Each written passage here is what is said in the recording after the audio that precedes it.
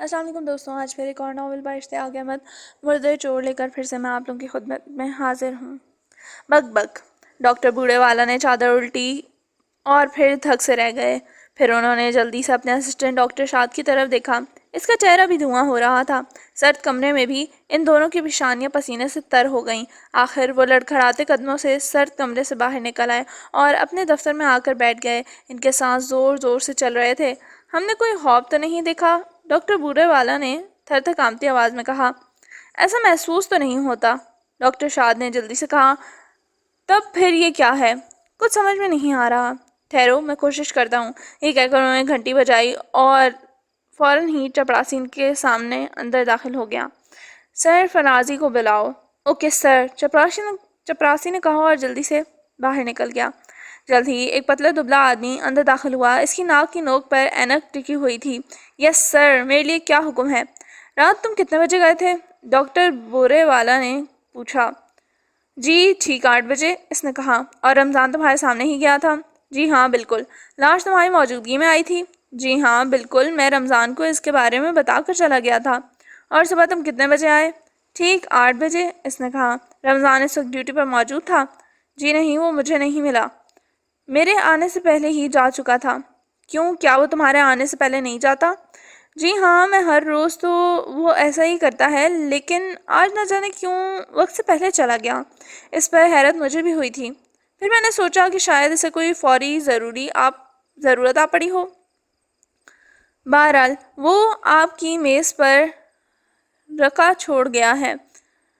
میں نے اس رقعے کو پڑھ لیا تھا۔ اس پر صرف اتنا لکھا تھا کہ ایک لاش اندر موجود ہے، پوسٹ مارٹم کے لیے۔ میں ایک ضروری کام سے جا رہا ہوں۔ ہاں، وہ رقعہ پڑھ کر ہی میں اور ڈاکٹر شاد اندر گئے تھے۔ ڈاکٹر صاحب بولے۔ تو پھر ہوا کیا سر؟ ہوا یہ کہ لاش اندر موجود نہیں ہے۔ کیا؟ سرفرازی نے چلا کر کہا اور پھر اس کے چہرے پر بھی دہشت کے آثار طاری ہو گئے۔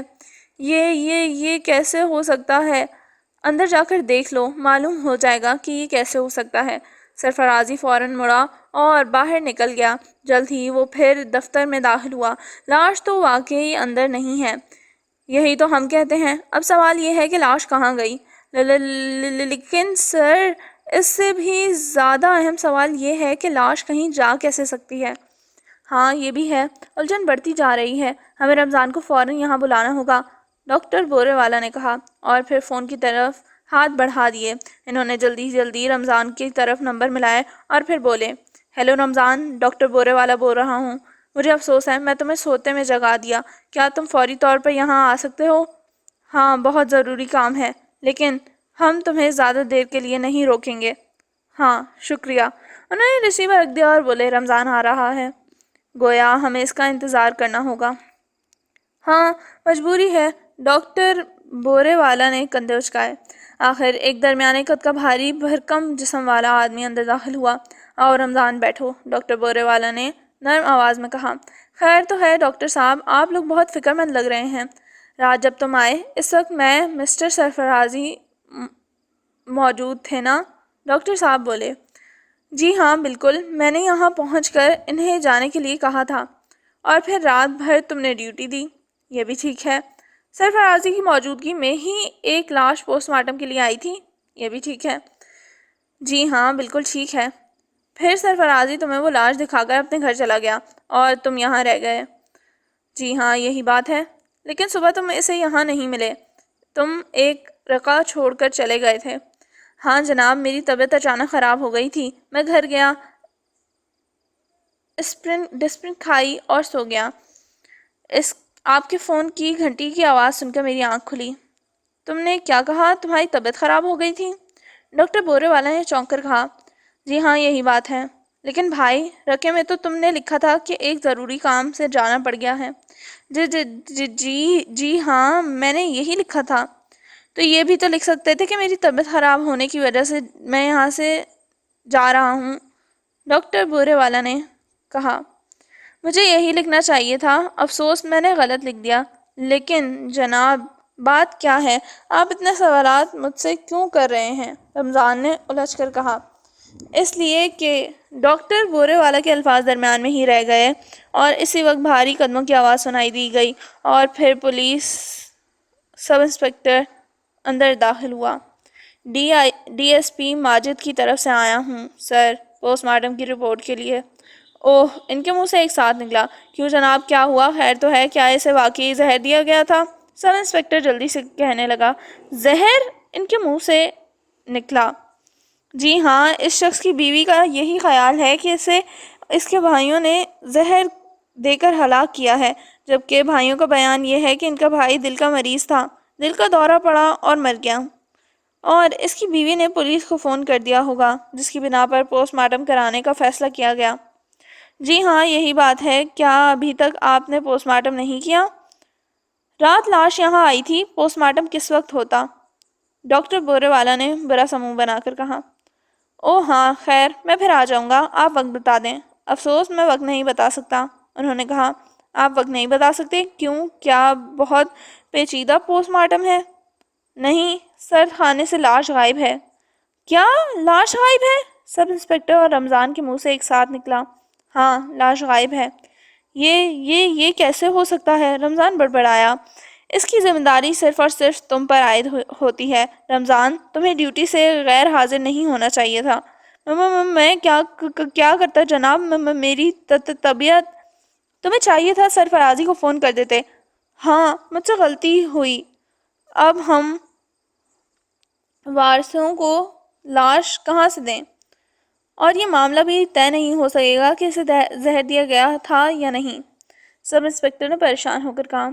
معاملہ بہت غلط سلط ہو گیا ہے، ڈاکٹر شاد نے کہا۔ آپ کو پولیس میں رپورٹ کرنا ہوگی، سب انسپکٹر نے کہا۔ اوہ ہاں، واقعی پہلا کام تو یہی کرنا چاہیے، ڈاکٹر بورے والا نے چونک کر کہا۔ پھر انہوں نے فون کا ریسیور اٹھایا اور متعلقہ پولیس اسٹیشن کے نمبر گھمانے لگا۔ ٹھک ٹھک ٹھک، اس آواز نے انہیں چونکا دیا، کان کھڑے ہو گئے۔ یہ کیسی آواز ہے؟ محمود بولا۔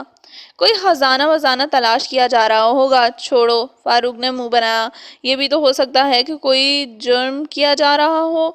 تمہیں تو بس ہر وقت جرم ہی جرم نظر آتا ہے، کبھی کوئی اور چیز بھی دیکھ لیا کرو، فاروق نے جل بن کر کہا۔ وہ تم جو دیکھتے رہتے ہو، محمود نے اسے ہورا۔ اگر زیادہ ہورنے کی کوشش کی تو میں واپس چل دوں گا۔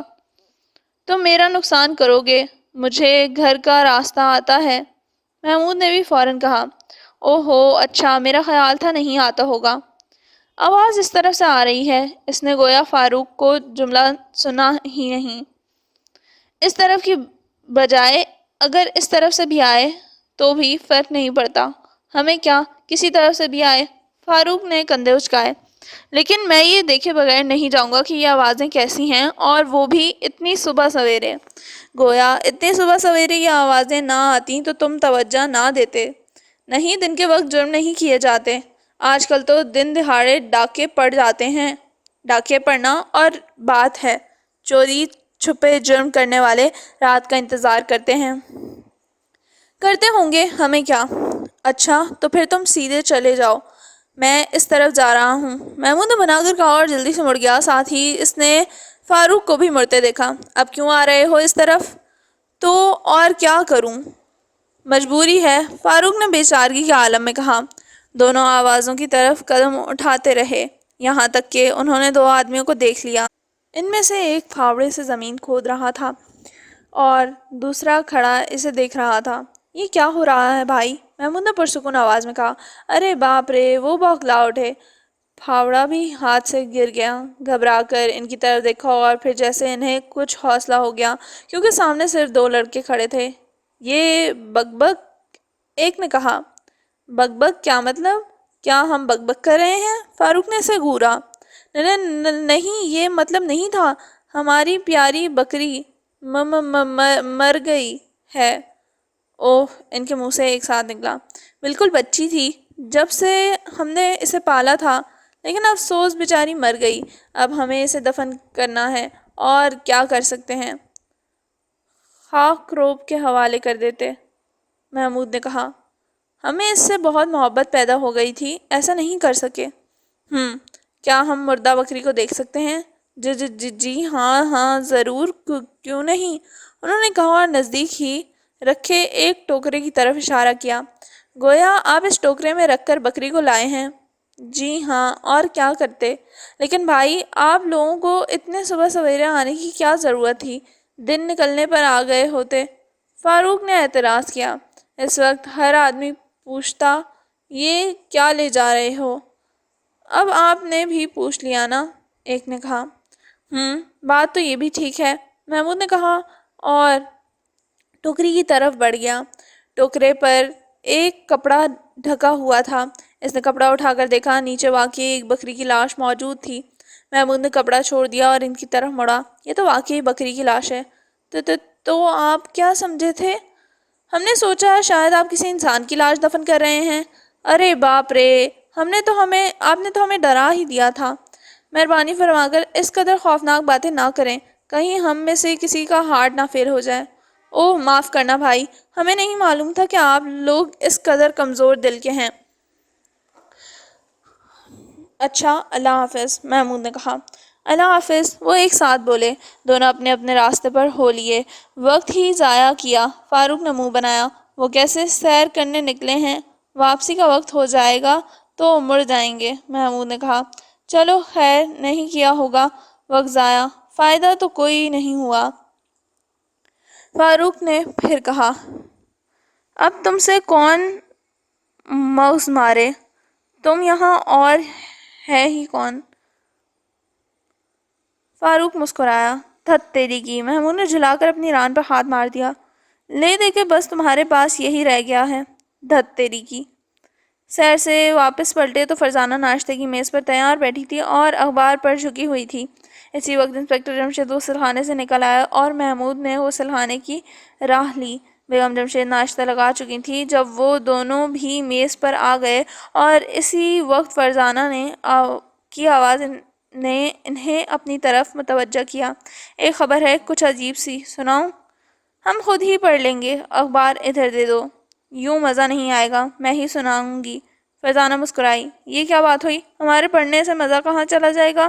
کیا اسے کہیں جانے کی جلدی ہے؟ فاروق بولا۔ سنو بھائی، مذاق نہ اڑاؤ میرا۔ خبر یہ ہے کہ مردہ خانے سے ایک لاش غائب ہو گئی۔ ان لاشوں میں بس ایک ہی یہی بری بات ہے کہ غائب ہوتی رہتی ہیں۔ تم نے کیا کہا فرزانہ؟ لاش غائب ہو گئی؟ فاروق بوکھلا گیا۔ سنجیدگی سے کوئی خبر تم سن لو، ہو ہی نہیں سکتا، فرزانہ نے جل بن کر کہا۔ اور جب ہو ہی نہیں سکتا تو پھر بحث فضول ہے، لہٰذا لاش کے بارے میں ہی بات کر لو، محمود بولا۔ اب اس بارے میں کیا بات کریں جب بیچاری غائب ہی ہو گئی، فاروق بولا۔ بھائی پہلے پوری خبر تو سن لو۔ جی بہتر، آپ کہتے ہیں تو سن لیتا ہوں، اگرچہ میں جانتا ہوں اس خبر میں رکھا کچھ بھی نہیں ہے۔ سن چکے یہ حضرت تو خبر، محمود نے اسے ہرا کر کہا۔ خبر یہ ہے کہ ایک شخص اچانک مر گیا تھا۔ اس کی بیوی نے پولیس کو فون کر دیا اور یہ خیال ظاہر کیا کہ اس کے شوہر قدرتی موت نہیں مرا بلکہ اس کے بھائیوں نے اسے زہر دیا ہے۔ پولیس نے فیصلہ کیا کہ لاش کا پوسٹ مارٹم کرا لیا جائے گا، چنانچہ لاش کو ہسپتال بھیج دیا گیا۔ وہاں اسے مردہ خانے پہنچا دیا گیا۔ وقت رات کا تھا اور پوسٹ مارٹم صبح کیا جا سکتا تھا، لیکن دوسری صبح جب ڈاکٹر حضرات مردہ خانے میں گئے تو لاش غائب تھی۔ تب تو یہ زہر کا ہی معاملہ نظر آتا ہے۔ مرنے والے کے بھائیوں نے ہی لاش کو مردہ خانے سے غائب کرایا ہوگا تاکہ نہ رہے گا بانس اور نہ بجے گی بانسری، نہ مردہ ہوگا نہ زہر ثابت ہو سکے گا، انسپکٹر جمشید بولے۔ اب پولیس بیچاری مردے کو تلاش کرتی پھر رہی ہے، فاروق نے ہمدردانہ لہجے میں کہا۔ اگر تمہیں ان سے اتنی ہی ہمدردی ہے تو جا کر تلاش میں ان کی مدد کرو، محمود مسکرایا۔ سوال یہ ہے کہ مردہ خانے سے لاش غائب کس طرح ہو گئی؟ وہاں تو باقاعدہ نگران رہتا ہے۔ معاملہ کافی دلچسپ ہے، انسپکٹر جمشید مسکرائے۔ جی کیا مطلب؟ فاروق ہکلایا۔ میرا مطلب ہے کیوں نہ ہم خود اس مردے کو تلاش کریں؟ لیکن ابا جان، فرزانہ کے خبر سنانے کا مقصد ہرگز یہ نہیں تھا، فاروق نے گھبرا کر کہا اور وہ مسکرا دیے۔ چلو نہ ہوگا، ہم یہ مطلب سمجھ لیتے ہیں، انسپکٹر جمشید شوخ آواز میں بولے۔ اسے کہتے ہیں لینے کے دینے پڑنا۔ اور سناؤ خبریں۔ میں نہ سناتی تب بھی ابا جان اخبار میں اس خبر کو پڑھ ہی لیتے اور اس وقت بھی یہی فیصلہ کیا جاتا۔ ختم کرو بھائی، انسپکٹر شمشید بولے۔ شکریہ ابا جان، فاروق نے خوش ہو کر کہا۔ تم شکریہ کیسا ادا کر رہے ہو؟ آپ نے اس معاملے کو ختم کرنے کے لیے جو کہا ہے، وہ بولا۔ نہیں، میں نے ناشتہ ختم کرنے کے لیے کہا تھا۔ جی کیا مطلب؟ ہاں، تاکہ ہم جلد از جلد ہسپتال جا سکیں اور اس لاش کے بارے میں تفصیلات جان سکیں۔ اوہ اوہ، فاروق نے کھوئے کھوئے انداز میں کہا۔ ارے، محمود اچھل پڑا۔ کس کی لاش؟ کیوں، تمہیں کیا ہوا؟ انسپکٹر جمشید نے سہورا۔ شاید کچھ کاٹ گیا، فرزانہ بولی۔ غلط، ہمارے گھر میں کھٹمل نہیں ہے، بیگم جمشید نے مسکرا کر کہا۔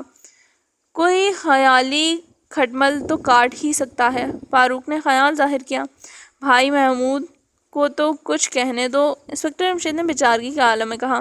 جی ہاں، دیکھیں تو صحیح، مجھے کچھ کہنے ہی نہیں دیتے، محمود نے فوراً کہا۔ اور یہ جملہ تم نے کس طرح کہہ دیا؟ فاروق نے منہ بنایا۔ ایک منٹ، ہاں محمود، تم کس بات پر چونکے؟ جی، مجھے ان دو آدمیوں کا خیال آ گیا جو ایک بکری کو دفن کر رہے تھے۔ کیا مطلب؟ یہ کب کی بات ہے؟ انسپکٹر جمشید نے الجھن کے عالم میں کہا۔ صبح کی، جب ہم سیر کے لیے جا رہے تھے، دو آدمی ایک گڑھا کھود رہے تھے۔ ہم نے خیال کیا کہیں وہ کوئی غیر قانونی چیز نہ دفن کر رہے ہوں۔ پھر تم نے انہیں چیک کیا؟ فرزانہ نے بےتابانہ انداز میں کہا۔ ہاں، ہم ان کے قریب چلے گئے تھے اور ان سے پوچھا تھا کہ وہ کیا کر رہے ہیں۔ اس پر انہوں نے بتایا کہ ان کی ایک پیاری پالتو بکری مر گئی ہے، وہ اسے دفن کر رہے ہیں۔ اور تم نے ان کی بات پر اعتبار بھی کر لیا؟ فرزانہ نے اسے تیز نظروں سے گھورا۔ نہیں، ہم نے بکری کو بھی دیکھا تھا، گویا ان کے پاس واقعی ایک مری ہوئی بکری تھی۔ ہاں، یہی بات ہے۔ تب پھر چونکنے کی کیا بات تھی؟ مجھے خیال آ گیا کہ اس طرح وہ مردہ بھی کہیں دفن کر دیا گیا ہوگا اور اس جگہ کو تلاش کرنا آسان نہیں۔ لیکن میرا خیال ہے تم دونوں سے غلطی ہوئی، فرزانہ نے کچھ سوچ کر کہا۔ ہم سے غلطی ہوئی؟ کیا مطلب؟ مطلب یہ کہ تمہیں ان دونوں کو اچھی طرح چیک کرنا چاہیے تھا۔ اچھی طرح چیک کیوں کرتے جبکہ ان کے پاس ایک عدد مردہ بکری موجود تھی؟ اور یہی ان کا دھوکہ تھا جو وہ تمہیں دکھانے میں کامیاب ہو گئے، فرزانہ مسکرائی۔ تو تم کیا کہنا چاہتی ہو؟ یہ کہ ان کے پاس ایک مردہ بھی تھا لیکن وہ ادھر ادھر چھپا کر رکھ دیا تھا تاکہ تم جیسا کوئی ادھر آ نکلے تو ایسی مردہ بکری دکھا کر مطمئن کر دیا جائے۔ اوہ نہیں، وہ دونوں تو بہت ہی سیدھے سادے آدمی نظر آ رہے تھے۔ نظر آنے سے کیا ہوتا ہے؟ فرزانہ بولی۔ ہاں، یہ تو ٹھیک ہے، انسپکٹر جمشید بولے۔ تب پھر کیا کیا جائے؟ چل کر اس گڑھے کو چیک کر لیتے ہیں، وہ تو اپنا کام کر کے جا ہی چکے ہوں گے، انسپکٹر جمشید نے کہا۔ گویا زبردستی ایک کیس حاصل کیا جا رہا ہے۔ کیس ہو چکا ہے، بس ہم اس میں دلچسپی لینے پر مجبور ہو گئے ہیں، محمود مسکرایا۔ ٹھیک ہے، مجبوری ہے، فاروق نے بیچارگی کے انداز میں کہا اور بیگم جمشید مسکرا دی۔ ناشتے سے فارغ ہو کر وہ جنگل میں اس جگہ پہنچے جہاں وہ دونوں گڑھا کھود رہے تھے۔ اب وہاں کوئی نہیں تھا، گڑھے کے آثار صاف ظاہر ہو رہے تھے۔ وہ کار کی ڈگی میں کدال رکھ کر لائے تھے۔ انسپکٹر جمشید نے فاروق سے کہا۔ چلو بھائی، کھودو کھڈا۔ میں کھودوں؟ فاروق نے ہکلا کر کہا۔ ہاں، کیوں؟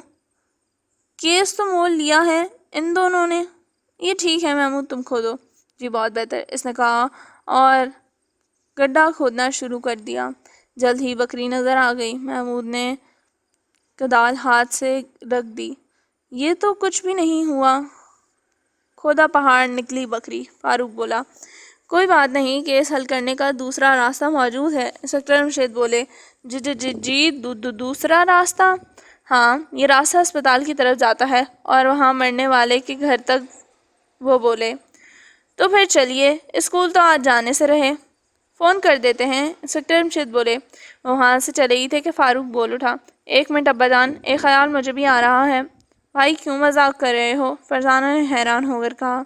مذاق کیسا خیال اور تمہیں آئے؟ محمود بولا۔ ہاں، وقت کی بات ہے، وہ بولا۔ وقت کی بات ظاہر کر دو، انسپکٹر جمشید مسکرائے۔ اگر وہ دونوں بکری کے ساتھ مردہ بھی لائے تھے تو پھر دو باتیں ہو سکتی ہیں، ایک تو یہ کہ انہوں نے مردہ آس پاس ہی کسی دوسرے گڑھے میں دفن کر دیا ہوگا، یا پھر وہ کہتے کہتے رک گیا، یا پھر کیا، یا پھر یہ کہ اس گڑھے میں دونوں چیزیں دبا دی ہوں گی۔ فاروق بولا، کیا مطلب؟ وہ چونک اٹھے۔ مطلب یہ کہ نیچے مردہ اور اوپر بکری۔ اوہ! ان کے منہ سے ایک ساتھ نکلا۔ وہ تیزی سے واپس مڑے اور بکری کو باہر نکال کر پھر گڑھے میں کھدائی شروع کر دی، اور پھر چند منٹ بعد ہی انہیں ایک عدد انسانی ہاتھ نظر آ گیا۔ حیرت ہے، ہم تو واقعی مردہ تلاش کر لیا، اب ہمیں فوراً ہسپتال کا رخ کرنا چاہیے، انسپکٹر جمشید نے پرجوش لہجے میں کہا۔ وہ ہسپتال پہنچ گئے۔ ڈاکٹر بورے والا نے خوش دلی سے ان کا استقبال کیا۔ آپ کے ہاں سے ایک مردہ غائب ہو گیا تھا، وہ ملا ہے یا نہیں؟ جی نہیں، پولیس ہر طرف تلاش کرتی پھر رہی ہے، ڈاکٹر نے کہا۔ یہاں سے مردہ غائب کس طرح ہوا تھا؟ کچھ تفصیلات بتا سکتے ہیں؟ جی ہاں، کیوں نہیں، انہوں نے کہا اور تفصیل سنا دی۔ وہ سوچ میں پڑ گئے، پھر بولے، میں مسٹر رمضان سے ملاقات کی ضرورت محسوس کرتا ہوں۔ وہ اس واقعے کی وجہ سے بہت پریشان تھے، وہ کچھ دن کی چھٹی لے کر چلے گئے ہیں۔ اوہ، ان کا پتہ؟ انسپکٹر جمشید نے کہا۔ 101 رنگ لین۔ شکریہ۔ مردے کے رشتہ داروں کا پتہ بھی لکھوا دیں؟ جی بہتر، وہ 744 گیٹ وے میں رہتے ہیں۔ شکریہ، انہوں نے کہا اور اٹھ کھڑے ہوئے۔ ہاں بھائی، پہلے کہاں چلنا ہے؟ انسپکٹر جمشید نے باہر آ کر پوچھا۔ پہلے رمضان کو چیک کر لیں۔ چلو ٹھیک ہے۔ رمضان کے گھر پہنچے تو دروازے پر تالا لگا نظر آیا۔ پڑوسی سے معلوم ہوا کہ اس نے بتایا کہ رمضان اپنے بیوی بچوں کو لے کر اپنے گاؤں گیا ہے، 2 دن بعد آئے گا۔ اور اس کا گاؤں کہاں ہے؟ ارجن پور۔ شکریہ، انہوں نے کہا۔ اب وہ مردے کے رشتہ داروں کے ہاں پہنچے۔ محمود نے آگے بڑھ کر گھنٹی کا بٹن دبا دیا۔ کافی بڑا اور خوبصورت گھر تھا۔ 1 منٹ بعد ملازم نے دروازہ کھولا اور پھر بولا، ہاں جناب، کیا بات ہے؟ یہاں 2 دن پہلے کوئی صاحب فوت ہو گئے تھے؟ انسپکٹر جمشید نے کہا۔ جی ہاں، امتیاز بالی صاحب، اس نے کہا۔ اور ہسپتال سے ان کی لاش غائب ہو گئی تھی؟ انہوں نے کہا۔ یہ بھی ٹھیک ہے، لاش مل گئی یا نہیں؟ جی نہیں، مس نے کہا، ہمارا تعلق محکمہ سراغ ثانی سے ہے، ہم گھر کے افراد سے ملنا چاہتے ہیں۔ اوہ اچھا، تشریف لائیے۔ ملازم نے انہیں بٹھا کر چلا گیا۔ جلد ہی ایک عورت کی آواز سنائی دی گئی، جی فرمائیے، میں کیا خدمت کر سکتی ہوں؟ آپ امتیاز صاحب کی بیوہ ہیں؟ جی ہاں، اس نے کہا۔ آپ نے پولیس کو یہ بات کس بنا پر بتائی تھی کہ آپ کے شوہر کو زہر دیا گیا تھا؟ اب تو مجھے اس بات پر یقین ہو چلا ہے جناب، اگر یہ بات نہ ہوتی تو ان کے بھائی ان کی لاش کو کیوں غائب کرتے؟ میں نے پوچھا ہے کہ آپ کو یہ شک کس طرح گزرا تھا؟ چاروں بھائیوں کی آپس میں نہیں بنتی تھی، میرا مطلب ہے میرے شوہر سے ان تینوں کی نہیں بنتی تھی، بیگم امتیاز نے کہا۔ اور ان تینوں کی آپس میں؟ ان تینوں کی، وہ تینوں ایک تھے۔ کیا کوئی جائیداد وغیرہ کا جھگڑا تھا؟ جی ہاں، ان کے والد کافی جائیداد چھوڑ گئے ہیں، تینوں بھائی اس جائیداد کے حصے کر دینے پر تلے ہوئے تھے، جبکہ ان کا خیال تھا کہ جائیداد ایک جگہ رہے تو فائدہ زیادہ ہے، بس ان کے درمیان یہی جھگڑا تھا، اور اس جھگڑے کا حل انہوں نے یہ نکالا کہ انہیں زہر دے دیا۔ رات سوتے وقت وہ اچھلے پھولے تھے، صبح مردہ ملے، پتہ نہیں کھانے کی کس چیز میں انہوں نے زہر ملایا تھا۔ اس نے جلدی کہا، آپ کا نام؟ خالدہ امتیاز۔ ہم ان کے بھائیوں سے بھی کچھ باتیں کرنا چاہتے ہیں۔ وہ بولے، ضرور، ابھی بھیجتی ہوں۔ اس کی آواز سنائی دی گئی۔ بھیجنے کی ضرورت نہیں، ہم تمہارے پیچھے موجود ہیں، ہمارے خلاف تم جتنا جی چاہے زہر اگلوا لو، لیکن تم ہمیں مجرم ثابت نہیں کر سکو گی۔ ایک بھاری آواز سنائی دی گئی اور تینوں ہٹے کٹے آدمی اندر داخل ہوئے۔ ان میں سے ایک نے کہا، آپ کی تعریف جناب؟ میں انسپکٹر جمشید ہوں اور یہ محمود، فاروق اور فرزانہ ہیں۔ اوہ، آپ تو بہت مشہور آدمی ہیں، دوسرا چونک کر بولا۔ اس بات کو چھوڑیں اور یہ بتائیں کہ آپ نے اپنے بھائی کو زہر دیا ہے یا نہیں؟ ہرگز نہیں۔ آپ لوگوں کا آپس میں جھگڑا رہتا تھا؟ ہاں جناب، اس میں کوئی شک نہیں۔ اوہ، لیکن اس کا مطلب یہ نہیں کہ ہم اپنے بھائی کو ہی زہر دے دیں گے۔ آپ تینوں کے نام کیا ہیں؟ رؤف، خاور، شاہد، اس نے کہا۔ ہمیں جنگل میں ایک جگہ ایک مردہ دفن ملا ہے۔ میں چاہتا ہوں آپ لوگ میرے ساتھ چل کر اس مردے کو ایک نظر دیکھ لیں۔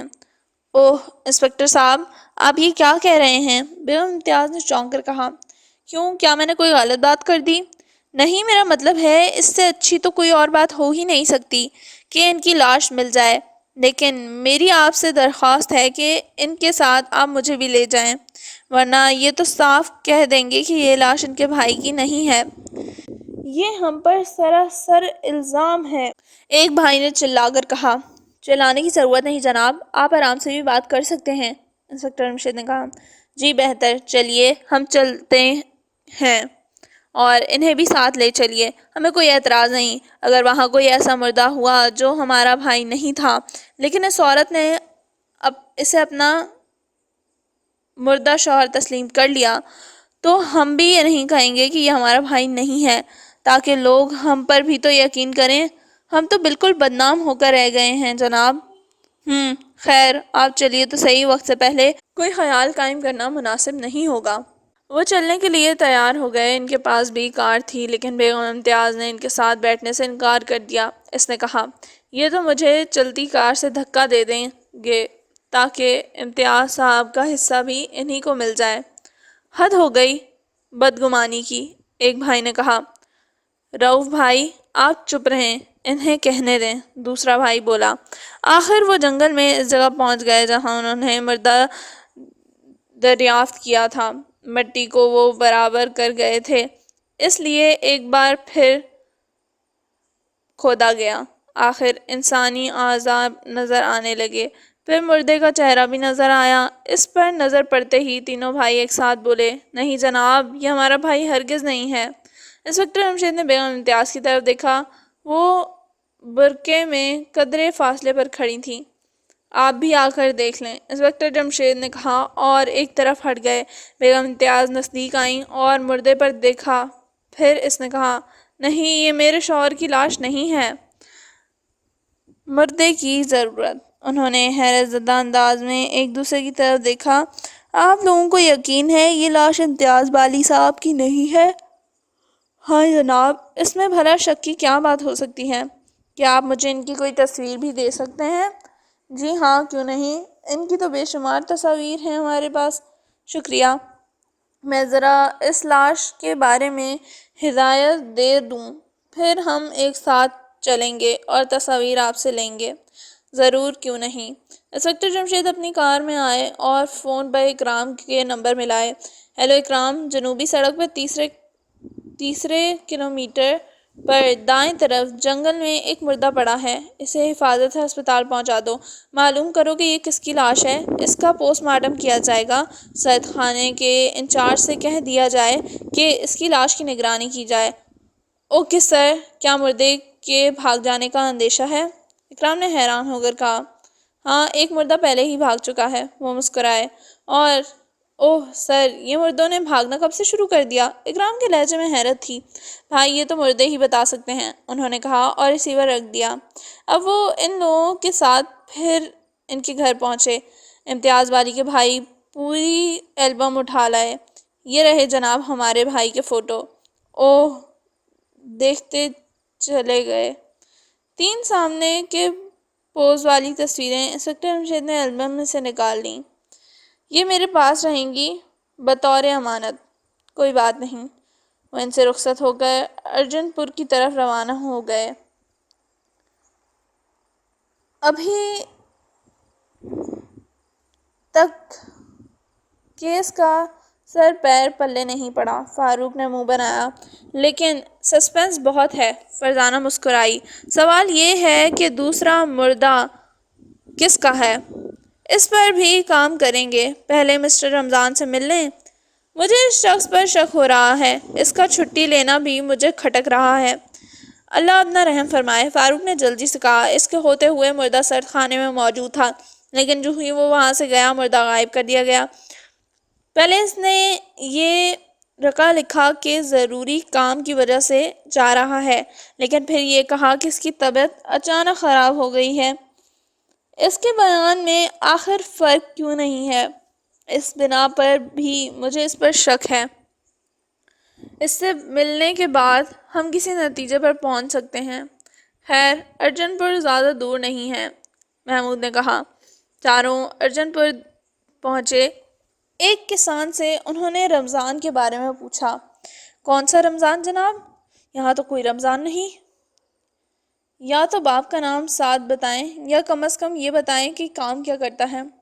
بھائی، وہ سول ہسپتال میں ملازم ہے اور 2 دن کی چھٹی لے کر یہاں آیا ہوا ہے۔ او، میں سمجھ گیا جناب، آئیے آئیے، میں خود ہی پہنچا دوں کیونکہ کئی موڑ مڑنا پڑیں گے، اس نے کہا۔ جی بہت بہت شکریہ، انہوں نے کہا اور اس سے بھی کار میں بٹھا لیا۔ کیا آپ اس سے مل چکے ہیں؟ محمود نے پوچھا۔ نہیں، ملاقات تو نہیں ہوئی، لیکن کوئی کہہ رہا تھا کہ وہ آیا ہوا ہے، اس نے جواب دیا۔ آخر اس گھر کے سامنے اس نے رکنے کے لیے کہا اور پھر ان سے پہلے خود اتر کر دروازے پر دستک دی۔ کون ہے؟ اندر سے اگلا کر پوچھا گیا۔ آواز عورت کی تھی۔ بہن شکیلہ، کچھ لوگ بھائی رمضان سے ملنے آئے ہیں، لیکن وہ تو رات واپس چلے گئے، عورت نے کہا۔ واپس چلے گئے؟ انسپکٹر جمشید بولے۔ جی ہاں، وہ بولی، لیکن وہ تو 2 دن کی چھٹی لے کر آئے تھے اور آج چھٹی کا پہلا دن ہے، انسپکٹر جمشید نے کہا۔ جی ہاں، انہیں کوئی ضروری کام یاد آ گیا تھا، اس لیے چلے گئے۔ گویا اب ہم ان سے ہسپتال میں ہی مل سکیں گے، محمود نے کہا۔ جی ہاں، لیکن ہے تو ہے، آپ کو ان سے کیا کام ہے؟ ایک بہت ضروری کام ہے، ہمارا تعلق محکمہ سراغ رسانی سے ہے، اگر وہ پھر پہنچ جائیں تو انہیں فوراً شہر پہنچ کر مجھ سے ملنے کے لیے کہہ دیں۔ یہ میرا کارڈ ہے۔ یہ کہہ کر انہوں نے ایک کارڈ دروازے کے اندر کی طرف کر دیا۔ کارڈ لے لیا گیا۔ ان سے کوئی جرم تو نہیں ہو گیا؟ عورت فکر مندانہ لہجے میں کہا۔ کچھ کہا نہیں جا سکتا، وہ بولے۔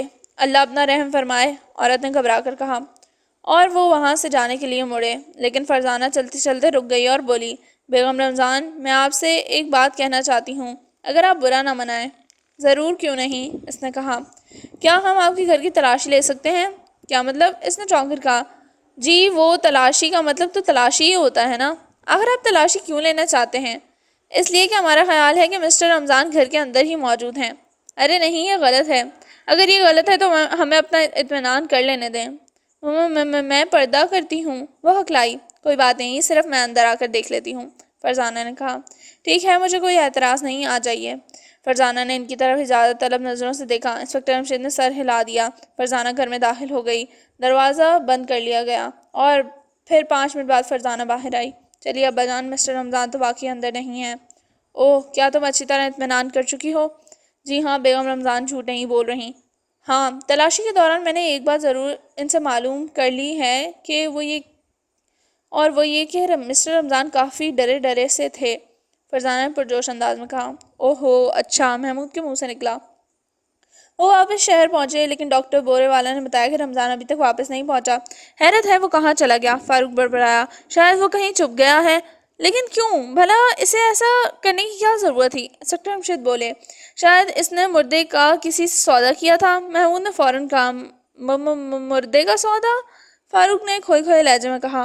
ہاں ہاں، کہہ دو، یہ تو کسی ناول کا نام ہو سکتا ہے، فرزانہ نے طنزیہ لہجے میں کہا۔ اب میں بیچارہ کیا کہوں گا، تم نے کہہ تو دیا ہے، وہ بیچارگی کے انداز میں بولا۔ محمود، وضاحت کرو، تم کیا کہنا چاہتے ہو؟ کسی شخص کو مردے کی ضرورت تھی، وہ رمضان سے ملا اور اس نے کہا کہ 5-10 ہزار روپے لے لو اور مردہ اس کے حوالے کر دو۔ رمضان لالچ میں آ گیا اور مردہ اس کے حوالے کر دیا۔ اس شخص نے مردہ کار کی ڈگی میں رکھا اور چلا گیا۔ اب رمضان کو خوف محسوس ہوا کہ اس سے مردے کے بارے میں پوچھا جائے گا تو وہ کیا جواب دے گا۔ جواب تو اس کے پاس کوئی تھا نہیں، چنانچہ اس نے سوچا کہ وقت سے کچھ پہلے ہی چھٹی کر لے۔ اس نے رکھا لکھا اور چلا گیا۔ تمہاری بات کافی وزنی ہے، ایسا ہو سکتا ہے، انسپکٹر جمشید بولے، لیکن سوال یہ ہے کہ کسی کو ایک عدد مردے کی کیا ضرورت تھی؟ فاروق نے منہ بنایا۔ امتیاز بالی کے بھائیوں نے اگر واقعی اسے زہر دیا ہے تو پھر ان کو مردے کی ضرورت ہو سکتی ہے۔ وہ تو یہی چاہیں گے کہ لاش کا پوسٹ مارٹم نہ ہونے پائے، کیونکہ اگر پوسٹ مارٹم ہو گیا تو وہ پھر کہیں کے نہیں رہیں گے۔ اور فرض کیا انہوں نے زہر نہیں دیا، تو فرزانہ نے کہا۔ تو محمود چکرا کر رہ گیا۔ ہاں کہو نا تو، فاروق مسکرایا۔ پتہ نہیں تو کے بعد مجھے کیا کہنا چاہیے، محمود نے کہا۔ میں بتاتا ہوں۔ اس صورت میں مردے کی ضرورت بیگم امتیاز کو ہو سکتی ہے، فاروق نے کہا۔ کیا مطلب؟ وہ چونکے۔ مطلب یہ کہ اس نے سوچا اگر مردے کو غائب کر دیا جائے تو پولیس ضرور ان تینوں پر شک کرے گی، لیکن صرف شک کرنے سے تو وہ مجرم ثابت نہیں ہوں گے۔ انسپکٹر جمشید نے کہا۔ تب پھر آپ ہی فرمائیں ہم کیا خیال پیش کریں، فاروق بولا۔ ایسا معلوم ہوتا ہے جیسے چکر کچھ اور ہے، کیوں نہ ہم دوسرے مردے کے بارے میں کچھ معلومات حاصل کرنے کی کوشش کریں۔ دوسرا مردہ؟ ارے ہاں، اس کو تو ہم بھول ہی گئے۔ آؤ۔ وہ دفتر پہنچے تو اکرام موجود تھا۔ ہاں اکرام، دوسرے مردے کے بارے میں کیا معلوم ہوا؟ ابھی تک اس کا کوئی وارث دفتر نہیں پہنچا۔ ریڈیو پر بار بار اعلان کرایا جا چکا ہے، رات کو ٹی وی پر بھی اعلان کرانے کا پروگرام ہے، اور صبح کے اخبارات بھی اس مردے کی تصویر شائع کریں گے۔ اس کے علاوہ ہمیں ایک اور مردے کی بھی تلاش ہے۔ اللہ اپنا رحم فرمائے، اس مرتبہ مردے کیوں ہمارے پیچھے پڑ گئے ہیں؟ اکرام نے گھبرا کر کہا۔ مردے بیچارے کیا پیچھے پڑیں گے، ہم ہی ان کے پیچھے پڑ گئے ہیں، فاروق بولا۔ اور اکرام ایک دوسرے مردے کے ساتھ ساتھ ایک زندہ شخص کو بھی تلاش کرنا ہے، اس کا نام رمضان ہے، سول ہسپتال میں ملازم ہے، اس سے آپ کو میں ملوا سکتا ہوں، اکرام نے مسکرا کر کہا۔ کیا کہا؟ وہ اچھل پڑے۔ ہاں یہ ٹھیک ہے سر، وہ یہاں پہنچ چکا ہے، اس نے مجھ سے ایک عجیب درخواست کی ہے۔ وہ کیا؟ یہ کہ اسے حوالات میں بند رکھا جائے۔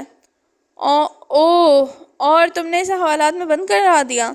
جی ہاں، اور کیا کرتا۔ اس نے اپنا جرم کیا بتایا ہے؟ یہ کہ اس نے اپنے فرض سے غداری کی ہے، ہسپتال کے مردہ خانے میں رکھا ایک مردہ اس نے کسی کو دے دیا ہے۔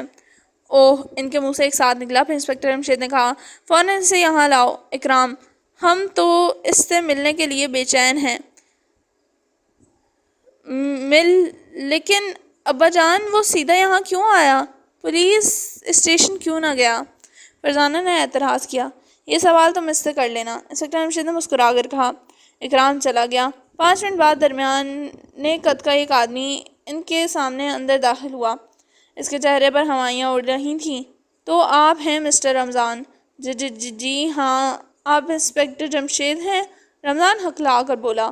ہاں یہ ٹھیک ہے، ہم تو آپ سے ملاقات کرنے آپ کے گاؤں گئے تھے، یہاں سے ڈر کر وہاں گیا تھا، وہاں بھی خوف نے پیچھا نہ چھوڑا تو پھر ادھر آ گیا، لیکن خوف یہاں اور بڑھ گیا تو آپ کے دفتر چلا آیا۔ اس نے کھوئے کھوئے لہجے میں کہا۔ میرے دفتر کیوں؟ پولیس اسٹیشن کیوں نہیں؟ پولیس سے مجھے خوف محسوس ہوتا ہے۔ اب تم نے جرم کیا ہے تو میں بھی تمہارے لیے کیا کر سکوں گا؟ میں نے جرم نہیں کیا۔ ہاں، اپنے فرائض سے غداری ضرور کی ہے۔ بھائی واہ، وضاحت کرو، ہماری الجھن بڑھ رہی ہے۔ میں ڈیوٹی پر موجود تھا کہ 3 نقابپوش اچانک آ دھمکے، انہوں نے پستول مجھ پر تان دیا، پھر ان میں سے ایک سے 2 مردے خانے میں داخل ہوئے، وہ ایک نیلے رنگ کی کار پر آئے تھے، انہوں نے مردہ کار کی ڈگی میں رکھ لیا اور وہ جا۔ کار کا نمبر؟ انسپکٹر جمشید بولے۔ کار باہر کھڑی کی گئی تھی، میں نمبر کس طرح دیکھ سکتا تھا؟ صرف رنگ ہی دیکھ سکا۔ پھر آپ کو فرار ہونے کی کیا ضرورت تھی؟ اور اب خوف زدہ کیوں ہیں جبکہ وہ تینوں نقاب پوش تھے؟ ان کو آپ کی طرف سے کیا خطرہ ہو سکتا ہے؟ پتہ نہیں کیا بات ہے، بس میں خوف محسوس کر رہا ہوں۔ لیکن اس بیان کی روشنی میں آپ کو حوالات میں نہیں رکھا جا سکتا، کیونکہ وہ لوگ پستول کی زور پر مردہ کو لے گئے ہیں۔ لیکن میں خود کو مجرم خیال کر رہا ہوں، اس نے کہا۔ نہیں، آپ جا سکتے ہیں، انسپکٹر جمشید بولے۔ تو مجھے کیا ان کی طرف سے کوئی خطرہ نہیں؟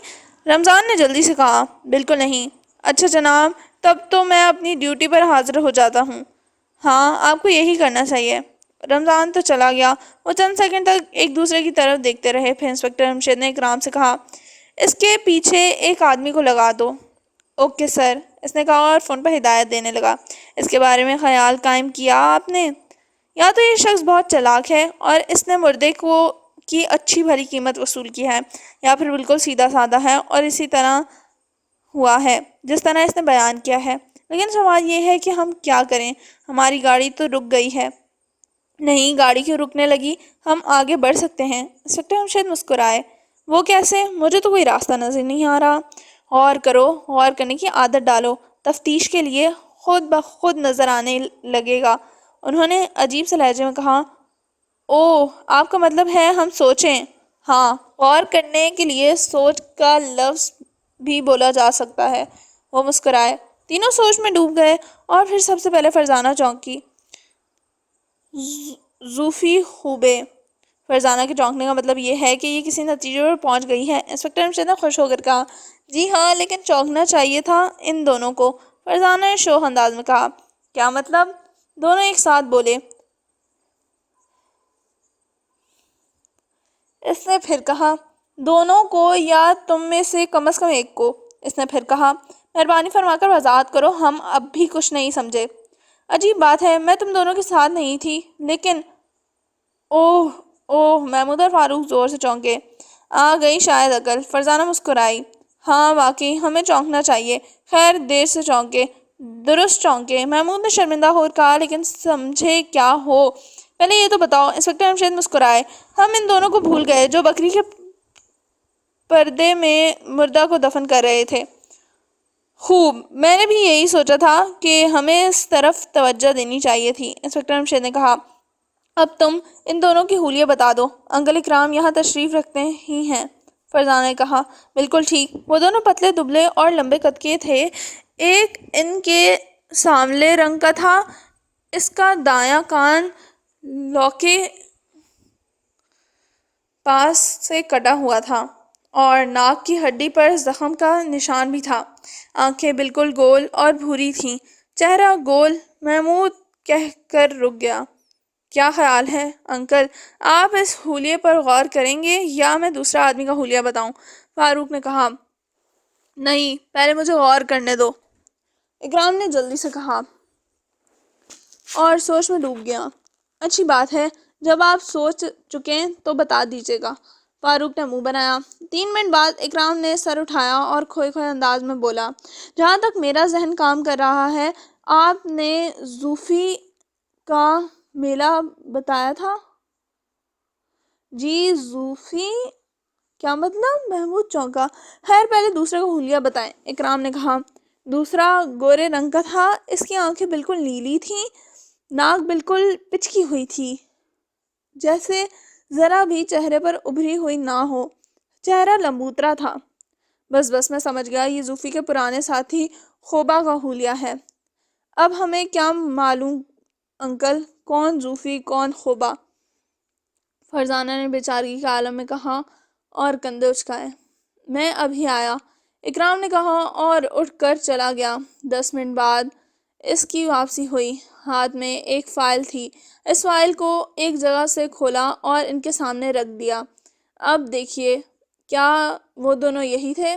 فائل میں لگی تصویر کو دکھاتے ہی وہ چل پڑے۔ تصویر میں وہی دونوں آدمی نظر آ رہے تھے جو گڑھا کھود رہے تھے۔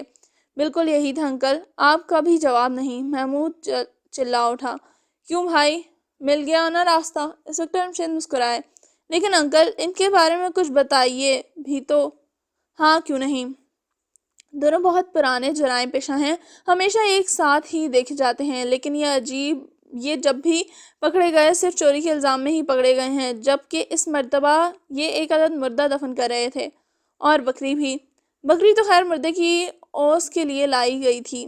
خیر معلوم ہوا یہ عادی مجرم ہیں اور کئی بار کی سزا یافتہ ہیں، لیکن ہم ان سے کہاں مل سکتے ہیں؟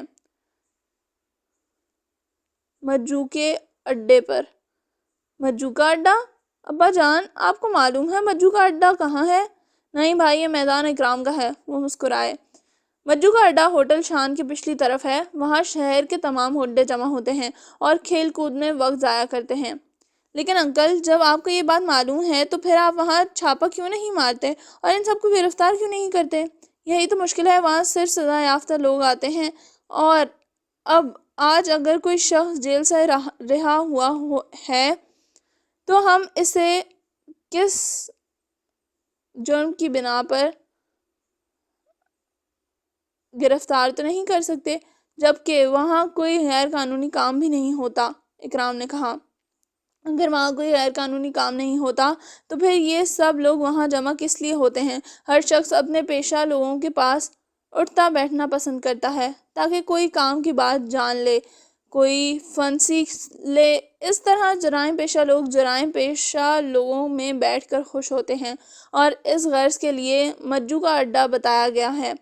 لیکن یہاں صرف سزا یافتہ مجرم آتے ہیں، وہ نہیں جن کی تلاش میں پولیس ہو۔ اور یہ مجو کون ہے؟ انسپکٹر رمشید نے سوچا۔ تو آپ کو یہ بھی نہیں معلوم؟ محمود نے حیران ہو کر کہا۔ نہیں بھائی، میں ہر بات تو نہیں جانتا۔ انکل، آپ کہتے ہیں وہاں صرف سزا یافتہ مجرم اکٹھے ہوتے ہیں، ایسے نہیں جن کی تلاش میں پولیس ہو۔ ہاں یہی بات ہے، لیکن ہم تو ان کی تلاش میں ہی نکلنے والے ہیں۔ ابھی انہیں یہ بھی تو معلوم کہ کوئی ان کے پیچھے لگ گیا ہے۔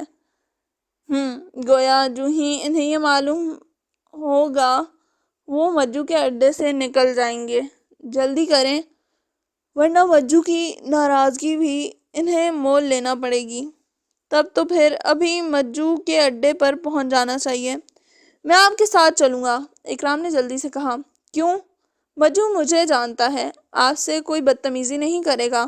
اگر صرف آپ کے لیے تو شروع میں بہت اکڑ پن سے پیش آئے گا، لیکن انکل ہمیں مجو سے نہیں ان دونوں سے ملنا ہے، یعنی زوفی اور خوبا سے۔ پہلے اڈے کے اندر داخل ہوں گے نا، اکرام نے کہا۔ ٹھیک ہے اکرام، تم ساتھ چلو، آخر ہمیں فضول باتوں میں وقت ضائع کرنے کی ضرورت ہی کیا ہے؟ آپ کا مطلب ہے ہم فضول باتیں کر رہے ہیں؟ فاروق نے حیران ہو کر کہا۔ ارے نہیں، میرا مطلب تھا مجو کے اڈے پر جا کر بک بک میں وقت کیوں ضائع کریں؟ ویسے تو انکل کے جانے کی کوئی ضرورت نہیں، آپ اپنا خصوصی اجازت نامہ دکھا کر بھی کام چلا سکتے ہیں۔ نہیں، تمہارے انکل اکرام ہی ٹھیک رہیں گے، انہوں نے کہا، اور وہ مجو کے اڈے کی طرف روانہ ہو گئے۔ مجو کے اڈے کو باہر سے دیکھ کر وہ دھک سے رہ گئے۔ وہ ایک شاندار عمارت تھی اور ہوٹل کی طرح کی تھی۔ انکل، ایک بات ہم نے نہیں پوچھی، کیا مجو خود بھی سزا یافتہ مجرم ہے؟ ہاں، لیکن اس کا کہنا ہے کہ وہ زندگی میں صرف ایک مرتبہ جیل میں گیا تھا، اس کے بعد پھر اس نے جرائم میں ہاتھ ہی نہیں رنگے، اکرام نے بتایا۔ تب پھر اسے جرائم پیشہ لوگوں کے لیے یہ اڈا بنانے کی کیا ضرورت تھی؟ بس یہ اس نے اپنا کمائی کا ذریعہ بنا لیا ہے۔ جرائم پیشہ لوگ آخر یہاں جمع ہو کر کچھ کھاتے پیتے بھی ہوں گے۔ ہم سمجھ گئے۔ اب وہ آگے بڑھے۔ دروازے پر سے مسلح نگران موجود تھے۔ اور مسٹر اکرام، یہ آپ ہیں، آئیے آئیے، تشریف لائیے۔ ویسے خیر تو ہے؟ ایک نگران نے چہک کر کہا۔ ہاں خیر ہی ہے۔ وہ اندر داخل ہوئے اور ہال کی طرف بڑھتے چلے گئے۔ میں ساتھ نہ ہوتا تو یہ لوگ آپ کو اندر جانے نہ دیتے، جب تک کہ مجو سے اجازت نہ مل جاتی۔ اور اس سے اجازت کس طرح ملتی؟ آنے کی وجہ بتانا پڑتی، نام، پیشہ، پتہ وغیرہ بتانا پڑتا۔ وہ بولے۔ پانچوں ایک میز پر بیٹھ گئے اور ہال میں بیٹھے لوگوں کے چہروں کو غور سے دیکھنے لگے۔ اچانک محمود نے کہا، اوہو، وہ رہے وہ دونوں۔ محمود کی نظروں کے تعاقب میں انہوں نے اس طرف دیکھا۔ فاروق نے تو فوراً ہی جان لیا کہ دونوں وہی ہیں۔ فرزانہ اور انسپکٹر رمشید نے انہیں صرف تصویر میں دیکھا تھا، اس لیے انہیں غور سے دیکھنا پڑا، تاہم انہوں نے بھی جان لیا کہ دونوں وہی ہیں۔ کیا خیال ہے ابا جان، میں اور فاروق اٹھ کر ان دونوں کے سامنے جا بیٹھیں؟ بھائی واہ، لطف رہے گا، انسپکٹر رمشید دبی آواز میں بولے۔ وہ دونوں کافی دور ایک میز کے گرد بیٹھے تھے۔ محمود اور فاروق اٹھے اور پرسکون انداز میں چلتے ہوئے ان کے قریب پہنچ گئے اور پھر کوئی بات کیے بغیر کرسیوں پر بیٹھ گئے۔ کیا مطلب؟ دونوں ایک ساتھ غصیلے انداز میں بولے، اور پھر ان کی نظریں ان کے چہروں پر جم گئیں۔ پہلے تو ان میں سے غصہ ہی غصہ نظر آتا رہا، لیکن پھر غصے کی جگہ الجھن اور پریشانی نے لے لی، اور آخر ان کے منہ سے نکلا، تم چند سیکنڈ تک نظروں کا تبادلہ ہوتا رہا۔ آخر محمود نے کہا، تو آپ نے ہمیں پہچان ہی لیا؟ غالباً صبح ہم نے آپ لوگوں کو جنگل میں دیکھا تھا جب ہم اپنی پیاری بکری دفن کر رہے تھے۔ ہاں یہی بات ہے، لیکن آپ دونوں یہاں کیا کر رہے ہیں؟ آپ تو بہت شریف لوگ ہیں، ایک بکری کے مرنے پر آپ غمزدہ ہو گئے تھے اور اسے دفن کرنے کے لیے جنگل کا سفر کیا تھا۔ جی ہاں، یہ تو ہے، ایک نے کہا۔ کیا بات ہے؟ یہی تو ہم پوچھ رہے ہیں، آپ یہاں کیوں ہیں؟ بس ادھر سے گزر رہے تھے، سوچا کچھ کھا پی لیں۔ بکری کی موت نے آپ کو کچھ کھانے پینے کا خیال تک بھلا دیا تھا، گویا آپ یہاں باقاعدہ نہیں آتے۔ جی باقاعدہ کیا مطلب؟ دونوں ایک ساتھ بولے۔ یہ جگہ عام جگہ نہیں ہے، یہ کوئی ہوٹل ہے، بلکہ اس جگہ کو مجو کا اڈا کہتے ہیں۔ کیا سمجھے؟ مجو کا اڈا؟ ہاں، اور یہ جگہ صرف جرائم پیشہ لوگوں کے لیے مخصوص کی گئی ہے۔ نہیں، دونوں خوف زدہ آواز میں بولے۔ پھر ایک نے کہا، لیکن آپ کو یہ باتیں کس طرح معلوم ہیں کہ آپ جرائم پیشہ ہیں؟ ہم جرائم پیشہ نہیں، لیکن جرائم پیشہ لوگوں کے قریب قریب رہتے ہیں۔ ان کے قریب رہنا بھی بری بات ہے، بری صحبت کا اثر تو آخر ہوتا ہے، دوسرے نے کہا۔ آپ نے ٹھیک کہا، مسٹر زوفی۔ کیا مطلب؟ وہ چل پڑا۔ آپ زوفی ہیں اور یہ خوبا ہے۔ کیوں، ہم غلط تو نہیں کہہ رہے نا؟ فاروق نے شوخ آواز میں کہا۔ پتہ نہیں آپ کیا کہہ رہے ہیں، آخر آپ ہیں کون؟ خوبا بولا۔ ابھی تو آپ نے ہمیں پہچان لیا تھا، ہمیں غلط فہمی ہوئی تھی۔ لیکن ہمیں غلط فہمی نہیں ہوئی تھی، آپ یقیناً وہی ہیں جو صبح جنگل میں ایک بکری کو دفن کر رہے تھے۔ اچھا، تو پھر آپ کیا یہ جرم ہے؟ دوسرا بنا کر بولا۔ یہ واقعی جرم نہیں، لیکن اگر گڑھا گہرا کر کے پہلے اس میں ایک انسانی لاش دبا دی جائے اور پھر اس کے اوپر مردہ بکری رکھ دی جائے تو پھر یہ ضرور جرم ہو جاتا ہے۔ کیا مطلب؟ دونوں زور سے اچھلے، ان کی آنکھوں میں مارے خوف اور دہشت پھیل گئی۔ اسی وقت بھاری قدموں کی آواز سنائی دی گئی اور پھر کسی نے بیٹھی آواز میں کہا، کیا بات ہے زوفی خوبے؟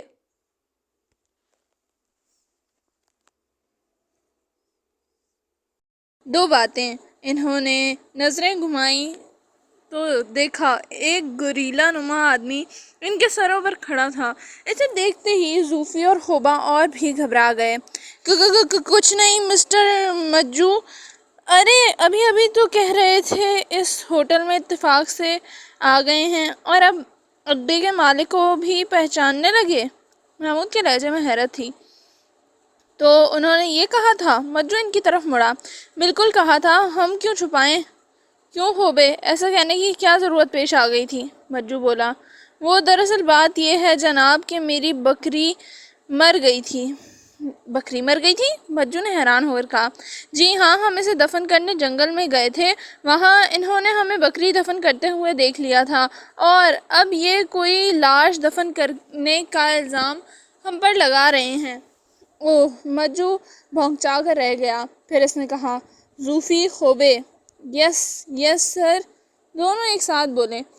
کیا تم نے وہاں کوئی لاش دفن کی تھی؟ نہیں جناب، بھلا ہمارا کسی لاش سے کیا رشتہ؟ خوبا جلدی سے بولا۔ میں رشتے کی نہیں، لاش دفن کرنے کی بات پوچھ رہا ہوں۔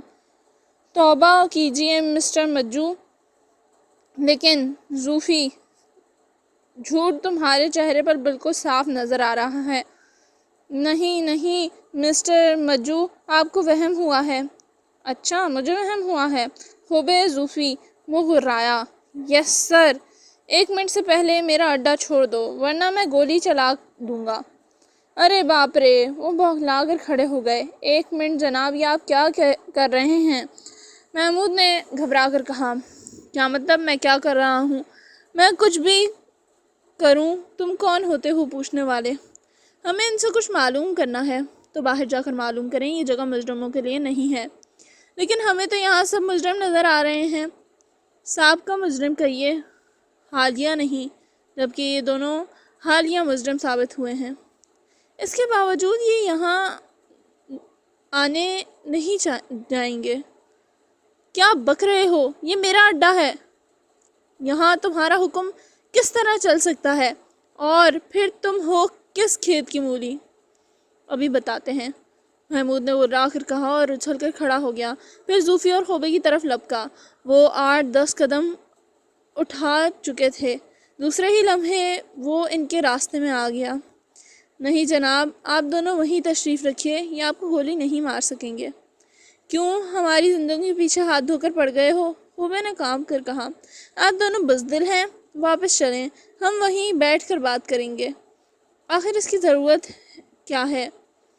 ہم باہر نکل کر بھی تو بات کر سکتے ہیں، زوفی نے کہا۔ ہاں محمود، آخر ہم کیوں اس بات پر اڑ گئے ہیں، باہر چل کر بات کر لیتے ہیں۔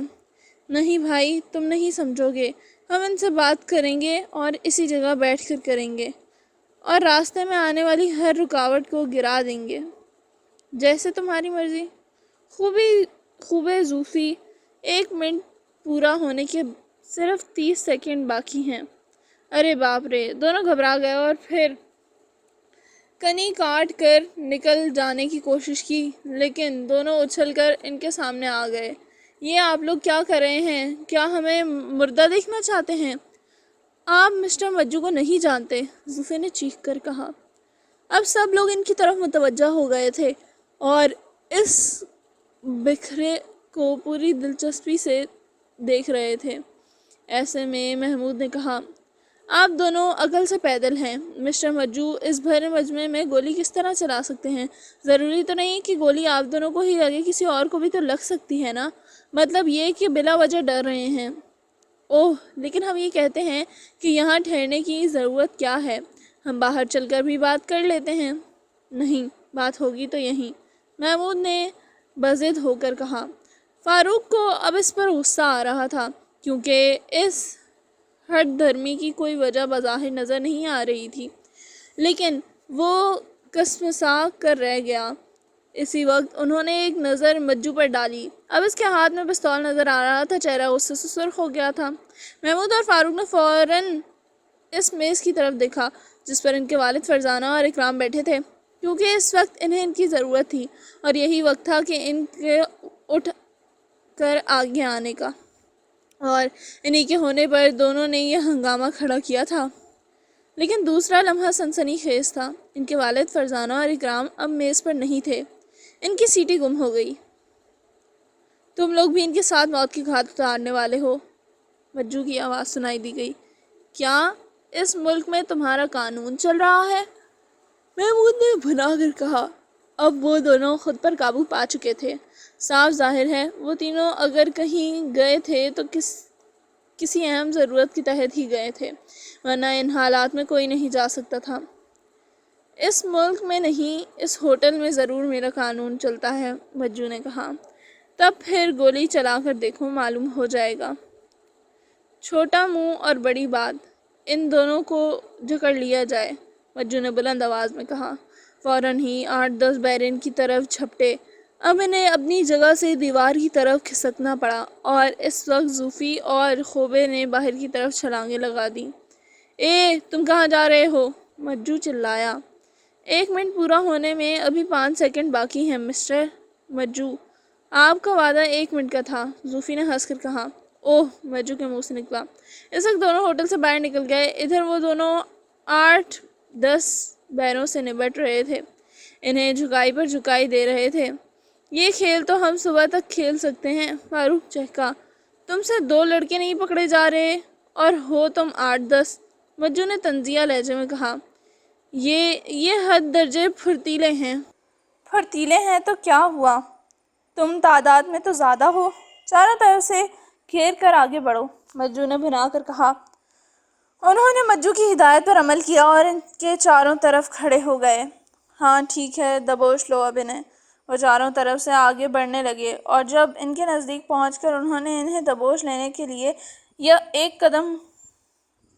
یکدم ہاتھ آگے بڑھائے تو وہ بلا کی تیزی سے نیچے بیٹھ گئے اور ان کی ٹانگوں کے درمیان سے نکل کر ان سے دور جا کھڑے ہوئے۔ ایسے میں محمود نے کہا، اب ان لوگوں سے الجھنے کی ضرورت نہیں رہی، اب وہ باہر جا ہی چکے ہیں، آؤ دوڑ لگا دو۔ ٹھیک ہے، اور وہ دوڑنے لگے۔ اسی وقت مجو کی آواز ابھری، خبردار یہ جانے نہ پائیں۔ بیرے ان کے پیچھے دوڑے، لیکن ان کے دوڑنے کی ضرورت ہی نہیں تھی۔ دروازے پر جو مسلح پہرے دار موجود تھے، انہوں نے اپنی رائفلیں ان دونوں کی طرف تان دیں۔ خبردار، وہیں رک جاؤ، ایک بلند آواز میں کہا گیا۔ وہ ٹھٹک کر رہ گئے۔ پہلے انہوں نے ایک دوسرے کی طرف دیکھا، پھر نگرانوں کی طرف، اور اس کے بعد ایک نظر مجو اور بیروں پر ڈالی۔ اب کیا پروگرام ہے دوستوں؟ محمود نے مسکرا کر کہا۔ واپس پلٹ آؤ، تم لوگ میری اجازت کے بغیر نہیں جا سکتے، مجو طنزیہ لہجے میں بولا۔ تو پھر اجازت دے دیں۔ ہاں، اجازت ضرور دوں گا، لیکن تم سے 2 باتیں کر کے۔ بس صرف 2 باتیں؟ فاروق نے حیران ہو کر کہا۔ ہاں، لیکن حیران ہونے کی کیا ضرورت تھی؟ 2 باتیں اس قدر مختصر نہیں ہوں گی۔ اوہ اچھا، آؤ بھائی محمود، ان سے 2 باتیں کر لیتے ہیں۔ ہاں ضرور، کیوں نہیں، ہمارا کیا چاہتا ہے؟ محمود نے کندھے اچکائے۔ دونوں واپس مڑے اور مجو کی طرف قدم اٹھانے لگے۔ اب وہ بھرپور انداز میں مسکرا رہا تھا۔ ان کے نزدیک پہنچنے پر بولا، تم لوگ ہو کون؟ اس بات کو چھوڑیں، آپ 2 باتیں کریں، اور یہ بات بھی 2 باتوں میں شامل ہے۔ اوہ اچھا، ہمیں نہیں معلوم تھا۔ اس وقت محمود اور فاروق خود کو شدید الجھن میں محسوس کر رہے تھے۔ انہیں حیرت اس بات پر تھی کہ ان کے والد فرزانہ اور اکرام کہاں غائب ہو گئے، اور اگر انہیں کہیں جانا ہی پڑ گیا تھا تو وہ اشارہ ہی کر جاتے۔ پہلے تو تم دونوں اپنا تعارف کرواؤ، پھر میں پولیس کو فون کرتا ہوں۔ اور فون کس سلسلے میں کریں گے آپ؟ تم دونوں کو پولیس کے حوالے کرنے کے لیے، اور کیا؟ تم اتنی سی بات بھی نہیں سمجھے؟ لیکن ہم نے جرم کیا کیا ہے؟ یہاں ایک ہنگامہ برپا ہوا ہے آپ لوگوں کی وجہ سے۔ بہتر، جو آپ کی جی میں آئے کریں۔ ہمارے نام محمود اور فاروق ہیں۔ اس جگہ کھڑے رہنا، اس نے کہا اور ان پر نظریں رکھے فون تک چلا گیا۔ جلدی جلدی اس نے نمبر ملائے اور پھر اپنا نام بتانے کے بعد صرف اتنا کہا، فوراً پہنچے۔ بیٹھو بھائی، ہم کب تک کھڑے رہیں گے؟ اور پھر ہم ان کے ملازم تو ہیں نہیں کہ پولیس کے آنے تک کھڑے رہیں۔ محمود نے جلے کٹے انداز میں کہا۔ دونوں کرسیوں پر بیٹھ گئے۔ مجو بھی فون کا ریسیور رکھ کر ان کے پاس آ کر بیٹھ گیا۔ اگر تم دونوں ان دونوں سے باہر جا کر بات کر لیتے تو اتنا ہنگامہ نہ ہوتا، اس نے کہا۔ ہمیں تو یہاں سرے سے کوئی ہنگامہ نظر نہیں آ رہا، بلکہ ہم تو آپ کو یہ نئی اطلاع دینے والے تھے کہ آپ کے ہوٹل میں 2 عدد جرائم پیشہ بھی آئے ہیں۔ پہلی بات تو یہ کہ یہ ہوٹل نہیں ہے، میرا اڈہ ہے۔ دوسری بات یہ کہ اگر کوئی جرائم پیشہ یہاں آ جاتا ہے تو میری بے خبری میں، ورنہ جس کے بارے میں مجھے معلوم ہوتا ہے میں اسے پاس بھی نہیں بھڑکنے دیتا۔ مجو نے برا سا منہ بنا کر کہا۔ تب تو آپ کو ہمارا شکر ادا کرنا چاہیے، ہماری وجہ سے آپ کے علم میں اضافہ تو ہو ہی گیا۔ فاروق مسکرا دیا۔ ہاں یہ بات ماننا پڑے گی، لیکن اڈے میں گڑبڑ مجھے پسند نہیں۔ جیسے آپ کی مرضی، انہوں نے کندھے اچکائے۔ آخر پولیس اندر داخل ہوئی۔ وہ سیدھی مجو کی میز کی طرف آئی۔ ابھی آنے والوں نے انہیں نہیں دیکھا تھا۔ ان کی نظریں تو مجو پر جمی ہوئی تھیں۔ کیا حکم ہے جناب؟ ان دونوں نے میرے اڈے میں گڑبڑ کرنے کی کوشش کی ہے، ہنگامہ ہو چلا تھا، میں نے بڑی مشکل سے ہنگامے پر قابو پایا۔ کون ہو مسٹر تم؟ سب انسپکٹر راٹ لہجے میں بولا۔ محمود اور فاروق نے اپنے چہرے ان کی طرف کر دیے۔ دوسرے ہی لمحے ان کے منہ سے ایک ساتھ نکلا، ارے! کیوں، کیا ہوا؟ آپ لوگ کس بات پر حیران ہوئے ہیں؟ مجو بولا۔ یہ ارے کیا آپ انہیں نہیں پہچانتے؟ سب انسپکٹر ہکلایا۔ نہیں، کیوں، آخر یہ کون ہیں؟ انسپکٹر جمشید کے فرزند محمود اور فاروق۔ اوہ! مجو دھک سے رہ گیا۔ چند سیکنڈ سکتے کے عالم میں گزر گئے۔ آخر اس نے سنبھل کر کہا، لیکن انسپکٹر جمشید صاحب کے فرزند ہونے کا یہ مطلب تو نہیں ہے کہ یہ دوسروں کے معاملات میں ٹانگ اڑاتے ہیں۔ اس بات کا انہیں اختیار ہے۔ کس بات کا؟ دوسروں کے معاملات میں ٹانگ اڑانے کا، سب انسپکٹر نے کہا۔ یہ تو آپ بہت عجیب بات کر رہے ہیں، لیکن یہ حقیقت ہے۔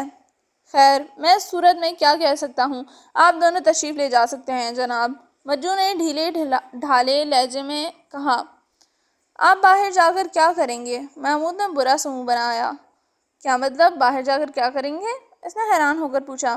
ہاں، اس وقت تو ہم زوفی اور خوبے سے بات چیت کرنا چاہتے تھے، ان دونوں کو گرفتار کرنا چاہتے تھے، لیکن آپ کی مداخلت نے انہیں نکل جانے کا موقع عطا کر دیا۔ یہ آپ کیا کہہ رہے ہیں؟ میری مداخلت نے؟ مجو گھبرا گیا۔ ہاں، اگر آپ دخل اندازی نہ کرتے تو وہ فرار نہیں ہو سکتے تھے، بلکہ میں تو یہاں تک کہہ سکتا ہوں کہ… محمود کہتے کہتے رک گیا۔ کہاں تک کہہ سکتے ہو اور کیا کیا کہہ سکتے ہو؟ مجو نے پریشان ہو کر کہا۔ یہ کہ ان دونوں کو آپ نے سوچے سمجھے منصوبے کے تحت فرار ہونے کا موقع دیا ہے۔ نہیں، یہ غلط ہے، اور ایسا آپ نے اس لیے کیا کہ ہم ان سے پوچھ گچھ نہ کر سکیں۔ کیوں؟ میرا اس میں کیا نقصان تھا؟ اس نے تلملا کر کہا۔ تاکہ وہ آپ کا پول نہ کھول دے۔ دراصل صرف نام کے سابقہ جرائم پیشہ جمع ہوتے ہیں۔ حقیقت یہ ہے کہ یہاں پر اصلی جرائم پیشہ لوگوں کا اڈہ ہے یہ، اور یہاں جرائم پیشہ کے پروگرام ترتیب دیے جاتے ہیں، اور آپ ان سب سے باقاعدہ فیس وصول کرتے ہیں اور ان سے اپنے کام بھی لیتے ہیں۔ ان میں سے ایک کام ایک مردے کو دفن کرانے کا بھی دیا گیا تھا۔ اوف، یہ آپ کیا الٹے سیدھے الزامات لگا رہے ہیں؟ چلیں جا رہے ہیں۔ مجو کا چہرہ سرخ ہو گیا۔ اور بہت جلد ہم ان الٹے سیدھے الزامات کا ثبوت پیش کریں گے، لیکن اس وقت آپ کے ہاتھوں میں ہتھکڑیاں نظر آ رہی ہوں گی۔ آؤ فاروق، چلیں، محمود نے جلدی جلدی کہا۔ فاروق اٹھا ہی تھا کہ ایک آواز ان کے پاؤں کو جکڑ لیا۔ بھائی، ایسی بھی کیا جلدی ہے کہ ہمیں یہیں چھوڑے جا رہے ہو؟ پہلا نمونہ۔ انہوں نے جلدی سے پلٹ کر دیکھا اور پھر حیرت زدہ رہ گئے۔ جس میز پر وہ پہلے بیٹھے تھے اب پھر اسی میز پر نظر آ رہے تھے، اور تینوں کے چہروں پر مسکراہٹیں تھیں۔ حیرت ہے آپ یہیں ہیں؟ ہمارا تو خیال تھا۔ محمود کہتے کہتے رک گیا۔ چھوڑو اپنے خیال کو، کچھ ہمارے خیال کا خیال کرو، انسپکٹر جمشید شوخ آواز میں بولے۔ جی فرمائیے، آپ کا کیا خیال ہے؟ فاروق بوکھلا اٹھا۔ یہ کہ مسٹر مجو سے دو باتیں میں بھی کر لوں۔ ضرور، کیوں نہیں، بھلا ہمیں کیا اعتراض ہو سکتا ہے؟ محمود نے خوش ہو کر کہا۔ آئیے مسٹر مجو، آپ کو بھی تو کوئی اعتراض نہیں ہوگا۔ تو آپ انسپکٹر جمشید ہیں؟ آپ نے درست اندازہ لگایا۔ تشریف لائیے۔ مجو کے چہرے پر شدید الجھن نظر آئی، پھر اس کے قدم ان کی طرف اٹھنے لگے۔ سب انسپکٹر نے مجو کی طرف دیکھ کر کہا۔ ہمیں پھر اجازت ہے جناب۔ ہاں، آپ لوگ جائیے۔ نہیں انسپکٹر صاحب، آپ لوگ تشریف رکھیے، ابھی یہاں آپ کی ضرورت ہے۔ جی ہماری ضرورت ہے؟ سب انسپکٹر کے لہجے میں حیرت در آئی تھی۔ ہاں بیٹھیے۔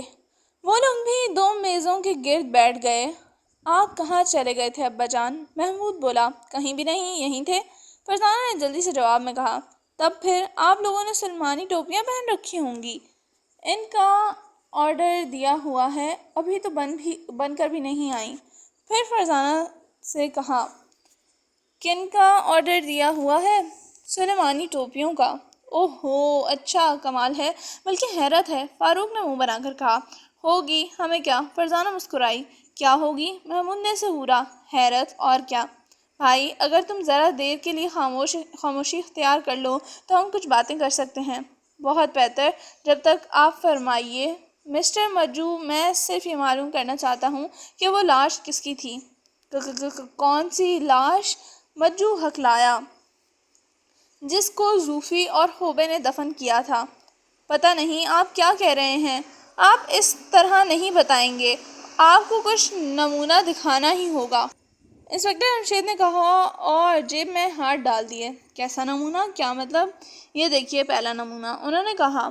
مجو اور انہوں نے دیکھا کہ ان کے ہاتھ میں ایک تصویر تھی۔ تصویر پر نظر پڑتے ہی مجو کا رنگ اڑ گیا، یوں لگا جیسے جسم سے جان نکل گئی ہو۔ یہ تصویر آپ کے پاس کہاں سے آئی؟ آپ کے کمرے سے ملی ہے، انہوں نے کہا۔ میرے کمرے سے؟ تو آپ میرے کمرے میں ہو آئے ہیں؟ نہ صرف ہو آئے ہیں بلکہ اچھی طرح تلاشی بھی لے کر آئے ہیں، اور ایسا ہم محمود اور فاروق کی مہربانی سے کرنے میں کامیاب ہوئے ہیں۔ انسپکٹر جمشید مسکرائے۔ جی کیا مطلب؟ مطلب یہ کہ جب تم ان لوگوں کو الجھا لیا تو ہم اٹھ کر اندرونی حصے میں چلے گئے۔ اوہ، وہ ایک ساتھ بولے۔ ہاں، تو مسٹر مجو، یہ تصویر کس کی ہے؟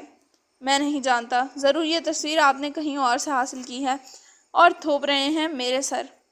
میں نے ایسا غلط کام کبھی نہیں کیا، ہمیں اس تصویر کے ساتھ ایک خط بھی ملا ہے۔ اوہ، وہ بھونچا کے رہ گیا۔ آپ نے یہ کیا غلطی کی کہ تصویر اور خط ایک جگہ ہی اپنے سیف میں رکھ دیے؟ میں بس رہنے دیں، آپ کے پاس کہنے کے لیے اب کچھ نہیں ہے۔ اس خط میں صاف لکھا ہے کہ اس شخص کو قتل کر جائے۔ شہر کے نیشنل پارک میں یہ ہر روز شام کو سیر کرنے ضرور جاتا ہے۔ تصویر ساتھ بھیجی جا رہی ہے۔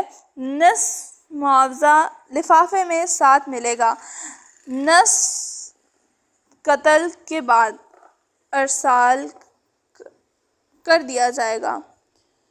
تو جناب مجو صاحب، پہلے تو آپ نے اپنے آدمیوں کے ذریعے اس غریب کو قتل کرایا اور پھر زوفی اور خوبے کے ذریعے اسے جنگل میں دفن کرا دیا۔ کیوں؟ اب کیا خیال ہے؟ مجو کے چہرے پر ایک رنگ آ رہا تھا اور دوسرا جا رہا تھا۔ اس نے منہ کھولنے کی کوشش کی لیکن کچھ کہا نہ جا سکا۔ صاف ظاہر ہے تم نہیں جانتے یہ شخص کون ہے۔ تمہارا کام تو بس اتنا تھا کہ اس سے شناخت کرانے کے بعد قتل کرا دو اور پھر دفن کرا دو، اور یہ کام تم کرا چکے۔ سب انسپکٹر، آپ مسٹر مجو کے فون پر یہاں آئے تھے نا؟ انسپکٹر رمشید کہتے کہتے اس کی طرف مڑ گئے۔ یس سر۔ تو پھر اب انہی کو گرفتار کر لیں۔ مکمل ثبوت عدالت میں پیش کرنا میرا کام ہوگا۔ اوکے سر، سب انسپکٹر نے کہا، اور وہ لوگ مجو کی طرف بڑھنے لگے۔ اور اس اڈے کو بھی سیل کر دیا جائے۔ بہت بہتر سر۔ وہ اٹھ کر باہر آئے۔ لیکن ابا جان، ہمارے کیس کا کیا بنا؟ وہ تو جوں کا توں موجود ہے۔ پہلا مردہ ابھی تک نہیں ملا، دوسرے مردے کا مسئلہ سامنے آ گیا ہے۔ سب سے پہلے ہمیں یہ معلوم کرنا ہے کہ دوسرا شخص کون ہے، اور اسی کے لیے ہمیں ریڈیو، ٹی وی اور اخبارات پر اعلانات کرانے ہوں گے۔ ریڈیو پر بھی پہلے بھی اعلان کرایا جا چکا ہے۔ اب اخبار میں تصویر شائع کرائی جائے گی اور ٹی وی پر بھی دکھائی جائے گی۔ امید ہے بہت جلد اس کے عزیز ہم تک پہنچ جائیں گے۔ لیکن دوسری صبح تک دوسرے مردے کو کوئی عزیز اب تک نہیں پہچانتا۔ اخبارات بھی اس کی تصاویر شائع کر چکے تھے۔ اب تو انہیں خوب چکر آیا۔ حیرت ہے کوئی اس مردے کا عزیز نہیں بنا۔ فاروق بڑبڑایا، اب ہم کیا کریں؟ شاید یہ کیس ہمیں گھن چکر بنا کر رکھ دے گا۔ ارے ہاں، دوسرے مردے کا اب تک پوسٹ مارٹم کیا جا چکا ہوگا۔ یہ بھی تو معلوم کرنا چاہیے کہ زوفی اور خوبا نے اسے ہلاک کس طرح کیا۔ انسپکٹر رمشید نے چونک کر کہا اور پھر فون کا ریسیور اٹھا لیا۔ ہیلو ڈاکٹر بورے والا صاحب، انسپکٹر رمشید بول رہا ہوں۔ دوسرے مردے کا پوسٹ مارٹم تو اب تک ہو چکا ہوگا۔ جی نہیں، مجھے افسوس ہے۔ جی کیا فرمایا؟ آپ کو افسوس ہے؟ ہاں بہت افسوس ہے۔ لیکن کس بات پر آپ کو افسوس ہے یہ بھی تو بتائیے۔ انہوں نے منہ بنا کر کہا، میں اس مردے کا پوسٹ مارٹم بھی نہیں کر سکا۔ کیوں کہ وہ پھر کہتے کہتے رک گئے۔ اب کہہ بھی ڈالیے جناب۔ انسپکٹر جمشید بھنا اٹھے۔ صبح جب میں ڈاکٹر شاد کے ساتھ مردہ خانے میں داخل ہوا تو دوسرا مردہ بھی غائب تھا۔ کیا؟ انسپکٹر جمشید چلائے۔ وہ بھی چونک کر ان کی طرف متوجہ ہو گئے۔ انسپکٹر جمشید کہہ رہے تھے، یہ آپ کیا کہہ رہے ہیں؟ میں بالکل سچ کہہ رہا ہوں جناب۔ ہم پہنچ رہے ہیں، آپ لوگ اپنے دفتر میں ہی ملیے گا، انہوں نے کہا۔ جی بہت بہتر، دوسری طرف سے کہا گیا، اور انسپکٹر جمشید نے ریسیور رکھ دیا۔ شاید آپ کو بہت خاص اطلاع ملی ہے۔ کوئی ایسی ویسی خاص؟ بہت خاص کہو۔ وہ سنجیدہ انداز میں بولے۔ چلیے بہت خاص ہی صحیح، لیکن ہمیں بھی تو بتا دیجئے۔ دوسرا مردہ بھی مردہ خانے سے غائب ہو چکا ہے۔ نہیں، تینوں زور سے اچھلے۔ ان کے چہروں پر حیرت پھیل گئی۔ یہ کیا ہو رہا ہے؟ شاید کوئی شخص مردوں پر کوئی تحقیق کر رہا ہے۔ اس کو مردوں کی ضرورت ہے، لہٰذا جو مردہ بھی مردہ خانے میں آتا ہے وہ اسے حاصل کرنے کی کوشش کر گزرتا ہے۔ لیکن اس مرتبہ مردہ اس نے کیسے حاصل کیا ہوگا جبکہ معاملہ پہلے ہی سامنے آ چکا ہے؟ یہی معلوم کرنے کے لیے ہم اسپتال جا رہے ہیں، انسپکٹر رمشید بولے۔ وہ اسپتال پہنچے۔ ڈاکٹر بورے والا، ان کے اسسٹنٹ ڈاکٹر شاد اور عملے کے دوسرے لوگ ایک ہال میں جمع تھے۔ اس مرتبہ مردہ کس طرح غائب ہوا؟ انسپکٹر رمشید نے پوچھا۔ مسٹر رمضان یہاں موجود ہیں، وہی جواب دیں گے۔ کیا مطلب؟ کیا رات پھر رمضان کی ڈیوٹی تھی؟ جی ہاں، ڈاکٹر نے کہا۔ ہاں رمضان صاحب، اب آپ کا کیا بیان ہے؟ میں سوچ بھی نہیں سکتا تھا کہ اس دوسرے مردے کو بھی چرانے کی کوشش کی جائے گی، اور اگر مجھے خیال ہوتا تو میں ضرور احتیاط کرتا۔ اسی طرح 3 نقاب پوش آئے، انہوں نے پستول مجھ تان دیا اور مردے کو لے گئے۔ میں کچھ بھی نہ کر سکا۔ افسوس، یہ بہت برا ہوا۔ ہم تو ابھی پہلے مردے کو بھی تلاش نہیں کر سکے کہ اب دوسرا غائب کر دیا گیا۔ خیر، اس سے ایک بات ضرور ثابت ہو گئی ہے، فرزانہ بول اٹھی۔ لیکن یہ تم نہیں بتاؤ گی کہ کیا بات ثابت ہو گئی ہے؟ محمود جلد بھن کر بولا۔ کیوں نہیں بتاؤں گی؟ اس سے صاف ظاہر ہے کہ کسی شخص کو چند مردوں کی بہت ضرورت ہے۔ حیرت ہے، اب مردوں کی بھی ضرورتیں ہونے لگیں۔ فاروق بڑبڑایا۔ اوہ، میں سمجھ گیا، آؤ میرے ساتھ۔ اچانک انسپکٹر جمشید نے پرجوش انداز میں کہا۔ جی، کیا سمجھ گئے؟ صاف ظاہر ہے ابا جان یہ بات نہیں بتائیں گے۔ فرزانہ مسکرا دی۔ ہاں، فرزانہ کا اندازہ بالکل درست ہے، انسپکٹر جمشید نے ہنس کر کہا۔ اب وہ انہیں لے کر گھر پہنچے اور پھر لائبریری میں گھس گئے۔ شاید اب ہمیں کچھ رسائل کی ورق گردانی کرنا پڑے گی۔ نہیں، اخبارات کی، 1 سال پرانے اخبارات کی۔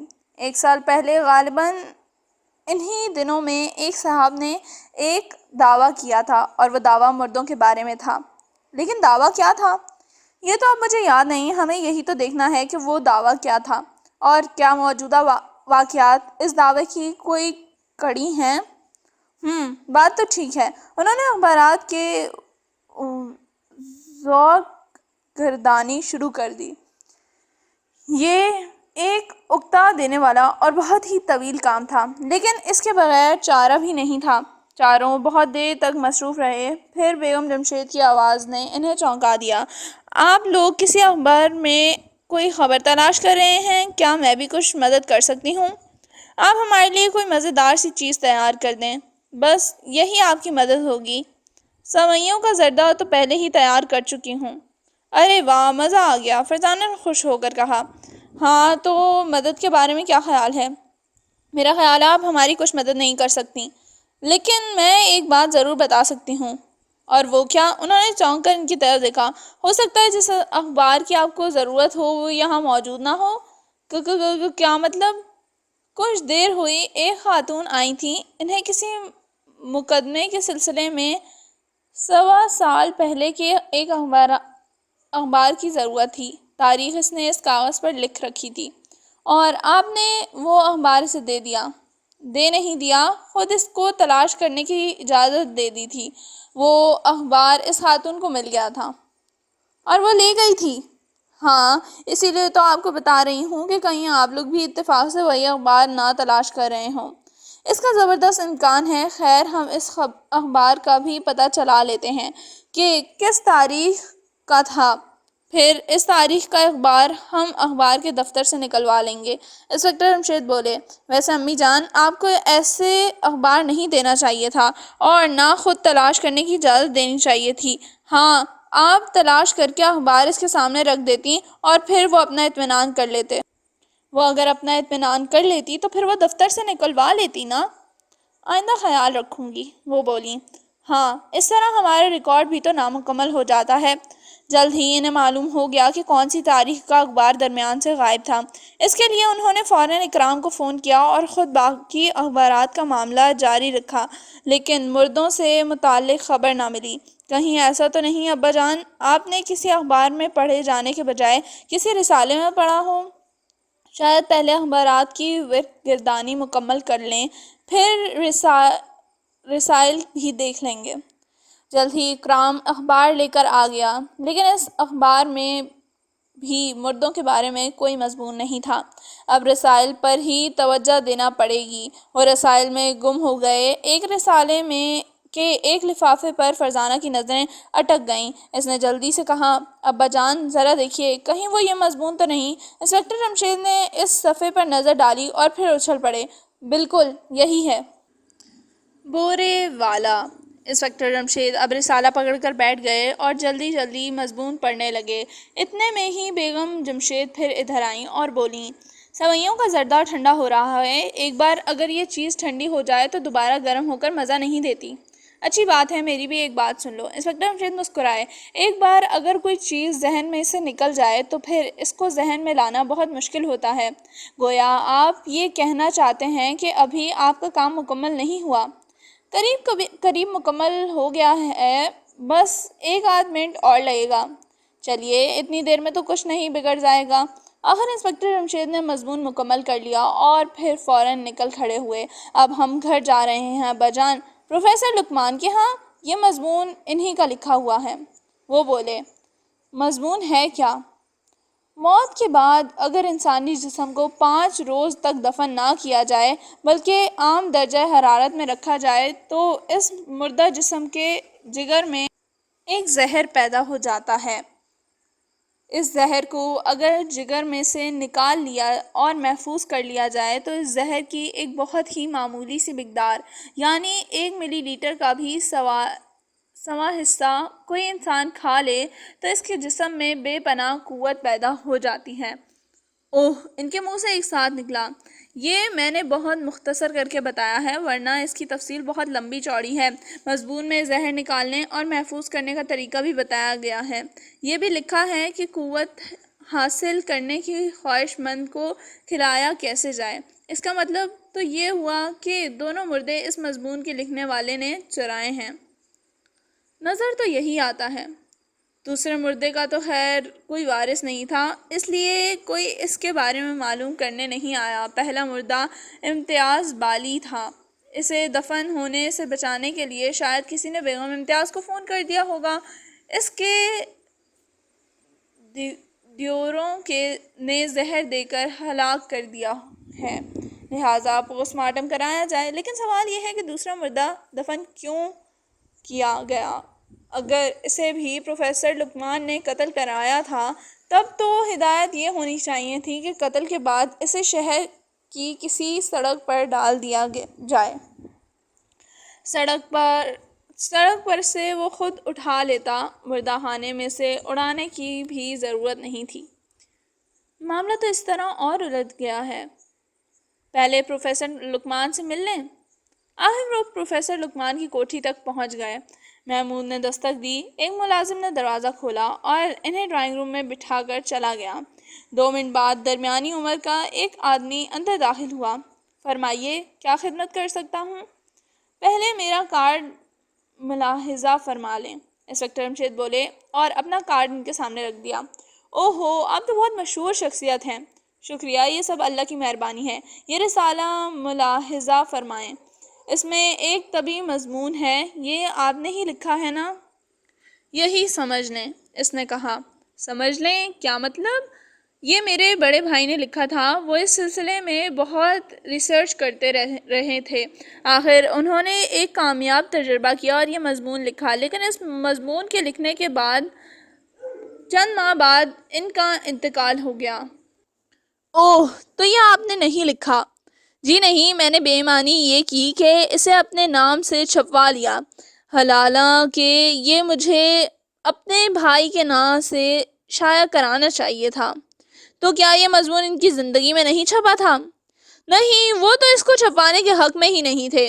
ان کا کہنا تھا کہ کہیں اس مضمون کو پڑھ کر تب کا کوئی طالب علم غلط قدم نہ اٹھا بیٹھے۔ پھر آپ نے اسے کیوں شائع کروایا؟ ایک بات سوچ کر، اس نے پرسکون آواز میں کہا۔ اور وہ کیا؟ یہ کہ ہمارے ملک کے طب کے ماہرین اس تجربے کو مزید غور کریں گے اور اس سے ملک کی فوج کو بے پناہ طاقتور بنانے کی کوشش کریں گے۔ عام لوگ بھی طاقتور بن سکتے ہیں۔ آپ کی سوچ بری نہیں تھی، لیکن خیال آپ کے بھائی صاحب کا ہی ٹھیک نکلا۔ کیا مطلب؟ کسی نے اس مضمون پر عمل کر ڈالا ہے۔ 2 مردے شہر سے غائب ہیں۔ اوہ نہیں! اور ہم ان دونوں مردوں کی تلاش میں ہیں، کیونکہ ان کی اموات بھی عام حالات میں نہیں ہوئیں۔ انہیں شاید پہلے گلا گھونٹ کر ہلاک کیا گیا ہے اور پھر شاید 5 روز تک عام درجہ حرارت میں رکھا جائے گا تاکہ اس کے بعد ان کے جگر میں سے زہر حاصل کیا جا سکے۔ تو آپ بھی یہ مضمون پڑھ چکے ہیں؟ ہاں، یہی بات ہے۔ اور آپ لوگ میرے پاس اس خیال سے آئے ہیں کہ یہ میری حرکت ہے۔ جی ہاں، نہیں، یہ حرکت میری نہیں ہے، میں تو بس مضمون شائع کروانے کی حد تک ہی بے ایمانی کر سکتا ہوں، لیکن مشکل یہ ہے کہ آپ کے پاس اس بات کا کوئی ثبوت نہیں ہے نا۔ انسپکٹر امشد مسکرائے۔ ثبوت تو خیر آپ کے پاس بھی کوئی نہیں ہے کہ یہ کام میرا ہے۔ ہم ثبوت حاصل تو کر سکتے ہیں، محمود بولا۔ وہ کیسے؟ آپ ہمیں اپنی کوٹھی کی تلاشی لینے کی اجازت دیں۔ اوہ ضرور، کیوں نہیں، آپ بڑی خوشی سے تلاشی لے سکتے ہیں۔ انہوں نے جلدی جلدی پوری کوٹھی کی تلاشی لی، لیکن مردوں کا کہیں نام و نشان تک نہ ملا۔ آخر وہ واپس پلٹے۔ اچھا جناب، آپ کو زحمت دی، امید ہے محسوس نہیں کریں گے۔ کوئی بات نہیں، قانون کی مدد کرنا تو ہر شہری کا فرض ہے۔ وہ باہر نکلے، کار میں لگے فون پر اکرام سے رابطہ قائم کیا۔ ہیلو اکرام، پروفیسر لقمان کی نگرانی اسی وقت سے شروع کرا دو۔ Okay sir. وہ وہیں سے سیدھے ڈاکٹر بورے والا کی کوٹھی پہنچے۔ انہوں نے قدرے حیران ہو کر ان کا استقبال کیا۔ ڈاکٹر، ہمیں افسوس ہے۔ انسپکٹر امشد نے جملہ ادھورا چھوڑ دیا۔ کس بات پر؟ وہ بولے۔ ہم آپ کو پریشان کرنے چلے آئے ہیں، لیکن میں تو آپ لوگوں کی وجہ سے پریشانی محسوس نہیں کر رہا ہوں۔ شکریہ۔ آپ نے کبھی پروفیسر لقمان کا نام سنا ہے؟ ہاں، طبی مزاح میں لکھتے رہتے ہیں، بہت اچھے مضامین ہوتے ہیں ان کے۔ لیکن آپ کیوں پوچھ رہے ہیں؟ آپ نے ان کا یہ مضمون بھی پڑھا ہے؟ یہ کہہ کر انہوں نے رسالہ ان کے سامنے رکھ دیا۔ مضمون کا عنوان پڑھتے ہی وہ بولے، میں نے سرسری نظر سے دیکھا ہوگا، اس کو اچھی طرح یاد نہیں۔ ویسے یہ رسالہ میرے پاس باقاعدگی سے آتا ہے، اور یہ شمارہ اب بھی شاید ہسپتال کی الماری میں موجود ہوگا۔ لیکن بات کیا ہے؟ اس مضمون میں یہ ہدایت لکھی گئی ہے کہ اگر کوئی شخص مر جائے اور اس کی لاش کو 5 روز تک دفن نہ کیا جائے تو اس کے جگر میں ایک زہر پیدا ہو جاتا ہے۔ اس زہر کو اگر جگر سے نکال کر محفوظ کر لیا جائے، اور پھر اگر یہ زہر 1 ملی لیٹر کے سوئے حصے کے برابر کسی انسان کو کھلا دیا جائے تو اس میں بے پناہ قوت پیدا ہو جاتی ہے۔ اوہ، ڈاکٹر بورے والا کے منہ سے نکلا۔ آپ کے چونکنے کا مطلب تو یہ ہے کہ آپ نے یہ مضمون نہیں پڑھ رکھا۔ ہاں، میرا خیال یہی ہے، ورنہ یہ بات مجھے یاد ہوتی۔ خیر، اب آپ کو معلوم ہی ہے کہ آپ کے مردہ خانے سے 2 عدد مردے غائب ہیں۔ اوہ، ارے، وہ گھبرا گئے۔ اور ان کی موت بھی قدرتی حالات میں نہیں ہوئی۔ پورے یقین سے کہا جا سکتا ہے کہ کسی نے انہیں گلا گھونٹ کر ہلاک کیا ہے۔ نہیں، ان کا رنگ سفید پڑ گیا۔ بالکل یہی بات ہے جناب۔ لیکن دوسرا مردہ تو آپ کو کسی جگہ دفن ملا تھا۔ ڈاکٹر بورے والا کو اچانک کوئی خیال آیا۔ ہاں، اس بات پر ہم بھی حیران ہیں کہ اس مردے کو دفن کیوں کیا گیا، لیکن اس بات کا کوئی جواب زوفی اور خبا ہی دے سکتے ہیں، اور وہ دونوں غائب ہیں۔ تاہم پولیس انہیں ڈھونڈ نکالے گی، آپ فکر نہ کریں۔ کہیں آپ مجھ پر تو شک نہیں کر رہے؟ ڈاکٹر بورے والا بڑبڑایا۔ کیا خیال ہے، ان حالات میں شک کرنا چاہیے یا نہیں؟ ہاں، آپ شک کر سکتے ہیں، لیکن یہ کام میرا نہیں ہے۔ شکریہ، ہم آپ کی کوٹھی کی تلاشی لے سکتے ہیں؟ تلاشی؟ وہ کیوں؟ مردوں کی تلاش ہے نا ہمیں۔ اوہ اچھا، خیر، آپ تلاشی لے لیں۔ اس گھر کی بھی تلاشی لی گئی، لیکن کوئی مردہ نہ ملا۔ آخر وہ ڈاکٹر شاد کی طرف روانہ ہوئے۔ ہم تلاشی تو فضول ہی لے رہے ہیں۔ فاروق نے منہ بنایا۔ وہ کیسے؟ جس نے بھی مردے چرائے ہیں، اس نے انہیں اپنے گھر میں تو رکھا نہیں ہوگا۔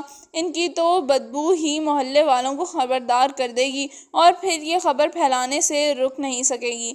ہم اپنا فرض پورا کرنے پر مجبور ہیں۔ ان دنوں یوں بھی موسم سردیوں کا ہے، اتنی جلدی مردے بو نہیں چھوڑتے۔ انسپکٹر امشد جلدی بولے۔ ڈاکٹر شاد کو بھی پہلے مضمون کے بارے میں بتایا گیا۔ ان کی آنکھیں بھی مارے حیرت کے پھیل گئیں۔ پھر تلاشی لی گئی، اور آخر وہاں سے بھی وہ ناکام لوٹے۔ ہم بیگم امتیاز والی کے ایک بار پوچھنا بھول گئے۔ فون پر پوچھنا مناسب نہیں رہے گا، آؤ ادھر بھی ہو ہی آئیں، انسپکٹر جمشید نے کہا، اور کار کا رخ موڑ دیا۔ جلد ہی وہ بیگم امتیاز بالی کے ڈرائنگ روم میں بیٹھے تھے، اور وہ دروازے کے باہر موجود تھیں۔ جی فرمائیے، اب کیسے تکلیف کی؟ میرے شوہر کی لاش ملی یا نہیں؟ ہم ہر ممکن کوشش کر رہے ہیں، اور امید ہے کہ اب بہت جلد لاش مل جائے گی۔ شکریہ، میں کیا خدمت کر سکتی ہوں؟ آپ سے ایک بات معلوم کرنے آئے ہیں۔ آپ کے شوہر کی موت گھر میں ہوئی تھی یا باہر؟ اپنے کمرے میں۔ اور وہ صبح مردہ ملے تھے؟ جی ہاں۔ کیا ان کا گلا گھونٹ کر ہلاک کیا گیا تھا؟ ہو سکتا ہے ان کے جسم پر کوئی زخم نہیں تھا۔ آپ کو یہ خیال کس طرح آیا کہ آپ کے دیوروں نے اسے ہلاک کر دیا ہے؟ اس لیے کہ رات وہ بالکل ٹھیک تھے اور صبح مردہ ملے تھے۔ کیا آپ دونوں ایک کمرے میں سوئے تھے؟ نہیں، وہ رات گئے تک کام کرنے کے عادی تھے اور مجھے روشنی میں نیند نہیں آتی، اس لیے میں الگ کمرے میں سو رہی تھی۔ کام ختم کرنے کے بعد وہ میرے کمرے میں آ جایا کرتے تھے، لیکن اس رات وہ نہیں آئے۔ مجھے بھی اس بات کا صبح ہی پتہ چلا۔ شکریہ، تو آپ کو خود ہی احساس ہو گیا کہ انہیں ان کے بھائیوں نے ہلاک کیا ہے؟ جی ہاں۔ دیکھیے، چھپائیے نہیں۔ کیا مطلب؟ میں کیا چھپا رہی ہوں بھلا؟ جہاں تک میرا خیال ہے یہ خیال خود آپ کو نہیں آیا تھا۔ آپ کیا کہہ رہے ہیں؟ آپ کو کسی نے فون کیا تھا اور فون پر اس نے یہ خیال دلایا تھا کہ آپ کے شوہر قدرتی موت نہیں مرے بلکہ انہیں ہلاک کر دیا گیا ہے، گلا دبا کر یا زہر وغیرہ دے کر۔ ہاں، یہی بات ہے۔ بہت خوب، میرا خیال ٹھیک نکلا۔ وہ مسکرائے۔ آپ کا خیال ٹھیک نکلا؟ کیا مطلب؟ جس شخص نے آپ کے شوہر کو ہلاک کیا ہے یا کرایا ہے، فون بھی اسی نے کیا تھا، اور وہ صرف یہی چاہتا تھا کہ لاش کو دفن کرنے سے پہلے پوسٹ مارٹم کے لیے ہسپتال بھیج دیا جائے۔ انہوں نے جلدی کہا۔ آخر کیوں؟ اس کی یہ خواہش کس بنا پر تھی اور میرے شوہر سے کیا دشمنی تھی؟ بیگم امتیاز باری نے الجھن میں کے عالم میں کہا۔ وہ ان کی لاش کو مردہ خانے سے بآسانی غائب کر سکتا تھا۔ جی، یہ آپ کیا کہہ رہے ہیں؟ ہاں بیگم صاحبہ، میں باقی تفصیل آپ کو پھر سناؤں گا، اس وقت ذرا جلدی میں ہوں، انسپکٹر رمشید نے کہا، اور وہ اٹھ کھڑے ہوئے۔ میری سمجھ میں یہ بات نہیں آئی کہ دوسرے مردے کو دفن کیوں کیا گیا تھا، فرزانہ بولی۔ شاید اس میں کوئی غلطی ہوئی ہے، انسپکٹر رمشید بڑبڑائے۔ جی، غلطی کیسی؟ اس شخص نے یہ کام مجو کے ذریعے لیا۔ مجو کو اس نے اس شخص کی تصویر بھی بھیجی تھی اور یہ بھی بتایا تھا کہ وہ شخص ہر روز شام کو نیشنل پارک میں ضرور آتا ہے۔ مجو کے آدمی وہیں پہنچ گئے اور تصویر کے ذریعے پہنچ لینے کے بعد اس کا تعاقب کیا اور پھر موقع پا کر اس غریب کو ٹھکانے لگا دیا۔ لیکن شاید وہ نامعلوم آدمی مجو کو یہ ہدایت دینا بھول گیا کہ قتل کرنے کے بعد لاش کو کسی سڑک کے کنارے چھوڑ دیا جائے، یا پھر مجو یہ ہدایت اپنے آدمیوں کو دینا بھول گیا، لہٰذا مجو کے آدمی نے یہ خیال کیا کہ لاش کو دفن بھی کرنا ہے۔ وہ غالباً اس قسم کے کام پہلے بھی کرتے رہے تھے۔ مردہ بکری کے ساتھ لے کر آنا اس بات کا ثبوت ہے، یا پھر ایک بات اور، اس نے نامعلوم آدمی نے سوچا ہوگا کہ وہ جب اسے دفن کر دیں گے تو وہ براہ راست وہاں سے لاش کو حاصل کر لے گا تاکہ مردہ خانے سے چرانے کی بھی ضرورت نہ رہے۔ یہ بات میرے دل کو لگتی ہے، کیونکہ تھوڑی سی دیر تک دفن رہنے سے کوئی فرق نہیں پڑتا۔ ہوا الٹ، اور وہ یہ کہ محمود اور فاروق نے انہیں وہاں دیکھ لیا، اور پھر تمہارے خیال دلانے پر ہم نے وہاں سے لاش برآمد کر لی، ورنہ وہ نامعلوم آدمی چھپ چھپاتے لاش کو نکال لے جاتا۔ اب الجھن دور ہو گئی، لیکن سوال یہ ہے کہ وہ نامعلوم آدمی کون ہے؟ اب یہی ہمیں معلوم کرنا ہے۔ اس سلسلے میں ایک بات ہمارے سامنے آئی ہے، اور وہ یہ ہے کہ اس نے نصف معاوضہ مجو کو پہلے ادا کیا تھا۔ مجو کو معاوضہ ادا کرنے کے لیے اس کے پاس رقم موجود ہوگی، گویا وہ کوئی غریب آدمی بھی نہیں ہو سکتا۔ دوسرے یہ کہ اس کے ساتھ کچھ اور لوگ بھی کام کر رہے ہیں۔ رمضان نے بیان کر دیا ہے کہ دونوں مرتبہ 3 نقاب پوش نیلی کار میں سوار ہو کر آئے تھے، گویا یہ اکیلے آدمی کا کام نہیں ہے۔ ہمیں اس نیلی کار کا بھی پتہ چلانا ہوگا، گویا ہم اب بھی کامیابی سے بہت دور ہیں۔ فاروق نے منہ بنایا۔ دور ہیں یا نزدیک ہیں، ہمیں اس سے کیا، ہمیں تو ہر حال میں اپنا کام کرنا ہے، محمود نے کہا۔ عین اسی وقت فون کی گھنٹی بجی۔ انسپکٹر رمشید نے ریسیور اٹھاتے ہوئے کہا، ہیلو، اوہ اکرام، ہاں بھائی، کیا خبر ہے؟ ہاں بالکل، میں نے نگرانی کے لیے کہا تھا۔ اوہ ہو، اچھا، یہ تو تم نے بہت کام کی بات بتائی ہے۔ ٹھیک ہے، اسے بالکل احساس نہ ہونے پائے کہ تم تعاقب کر رہے ہو۔ ہاں ٹھیک ہے، میں بھی آ رہا ہوں، انہوں نے جلدی کہا، اور پھر ریسیور رکھتے ہی رفتار بڑھا دی۔ لو بھائی، شاید ہم کامیابی کے بہت نزدیک پہنچ گئے ہیں۔ یہ کامیابی بھی عجیب چیز ہے، پل میں بہت دور اور پل میں بہت نزدیک نظر آنے لگتی ہے۔ کامیابی جو ٹھہری، فاروق مسکرایا۔ انکل نے کیا اطلاع دی ہے؟ جس کی نگرانی کی ہدایت میں نے دی تھی وہ اس وقت شہر سے باہر کا رخ کر رہا ہے اور اس کے پاس ایک عدد کار بھی ہے، لیکن اس کا رنگ نیلا نہیں سرخ ہے۔ تو کیا مطلب؟ فرزانہ بولی۔ بھائی سیدھی سی بات ہے، مجرم کے پاس ایک سے زائد کاریں ہیں۔ نہیں، اس کا ایک اور مطلب بھی بنتا ہے، فرزانہ نے بے چین ہو کر کہا۔ اور جو مطلب بنتا ہے وہ تم بتاؤ دو، کیونکہ تم مطلب بتانے کی بہت ماہر ہو نا۔ فاروق نے جل کر کہا، مجھے کیا ضرورت بتانے کی، اپنی عقل بھی کبھی استعمال کر لیا کرو۔ تم کیا کہنا چاہتی ہو کہ مجرموں کے پاس کار تو سرخ رنگ کی ہی ہے، لیکن اوہو، اکرام کو کیا ہوا؟ انہوں نے اپنے والد کی آواز سنی، چونک کر سامنے دیکھا تو اکرام سڑک کے کنارے کھڑا نظر آیا۔ چند قدم آگے اس کی جیپ بھی موجود تھی۔ نزدیک پہنچ کر انہوں نے کہا، کیا ہوا اکرام؟ وہ بہت چالاک نکلا، اس نے تعاقب کو محسوس کر لیا اور سڑک پر کیلیں گراتا چلا گیا۔ میری جیپ پنچر ہو چکی ہے۔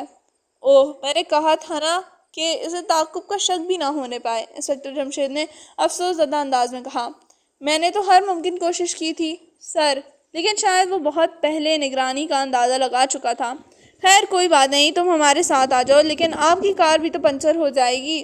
نہیں، میں اس جگہ سے کچے میں اتر جاتا ہوں اور کافی دور آگے جا کر سڑک پر گاڑی چڑھا دوں گا، اس طرح کار پنچر نہیں ہوگی۔ لیکن سر، پہلے ہی بہت دیر ہو چکی ہے اور اس طرح اور دیر ہوگی۔ ہم کر بھی کیا سکتے ہیں؟ انہوں نے بیچارگی کے عالم میں کہا۔ آخر اکرام ان کے ساتھ بیٹھ گیا، وہاں سے آگے روانہ ہوئے اور بہت دور جا کر سڑک پر چڑھے۔ اب ان کی کار ہوا سے باتیں کرنے لگی۔ شاید اب ہم اس کا رخ نہ پا سکیں۔ کوئی بات نہیں، دیکھا جائے گا، انسپکٹر جمشید بولے۔ ان کا سفر جاری رہا۔ ایک جگہ انسپکٹر جمشید نے کار روک دی۔ کیا بات ہے سر؟ دائیں طرف ایک سڑک جا رہی ہے اور یہ سڑک ہماری جانی پہچانی ہے۔ انسپکٹر جمشید مسکرائے۔ جی کیا مطلب؟ وہ تینوں چونکے۔ کیا تم اس سڑک کو نہیں پہچانتے؟ بالکل پہچانتے ہیں۔ تب پھر ہم سامنے جانے کے بجائے اس سڑک پر چلیں گے۔ لیکن ابا جان، یہ سڑک تو… محمود کہتے کہتے رک گیا۔ ہاں تم ٹھیک سمجھے، اس لیے تو میں اس سڑک پر مڑنے پر مجبور ہوں۔ تو کیا انکل اکرام نے آپ کو اسی کے بارے میں اطلاع دی تھی؟ فاروق نے پرجوش آواز میں کہا۔ ہاں یہی بات ہے۔ اوہ اوہ، ان کے منہ سے ایک ساتھ نکلا۔ اب تینوں پر بلا کا جوش طاری ہو چکا تھا اور کار ہوا سے باتیں کر رہی تھی۔ آخری گولی۔ کار گرد اڑاتی ایک ویران علاقے سے گزر رہی تھی کہ دائیں طرف انہیں ایک کھنڈر نظر آیا۔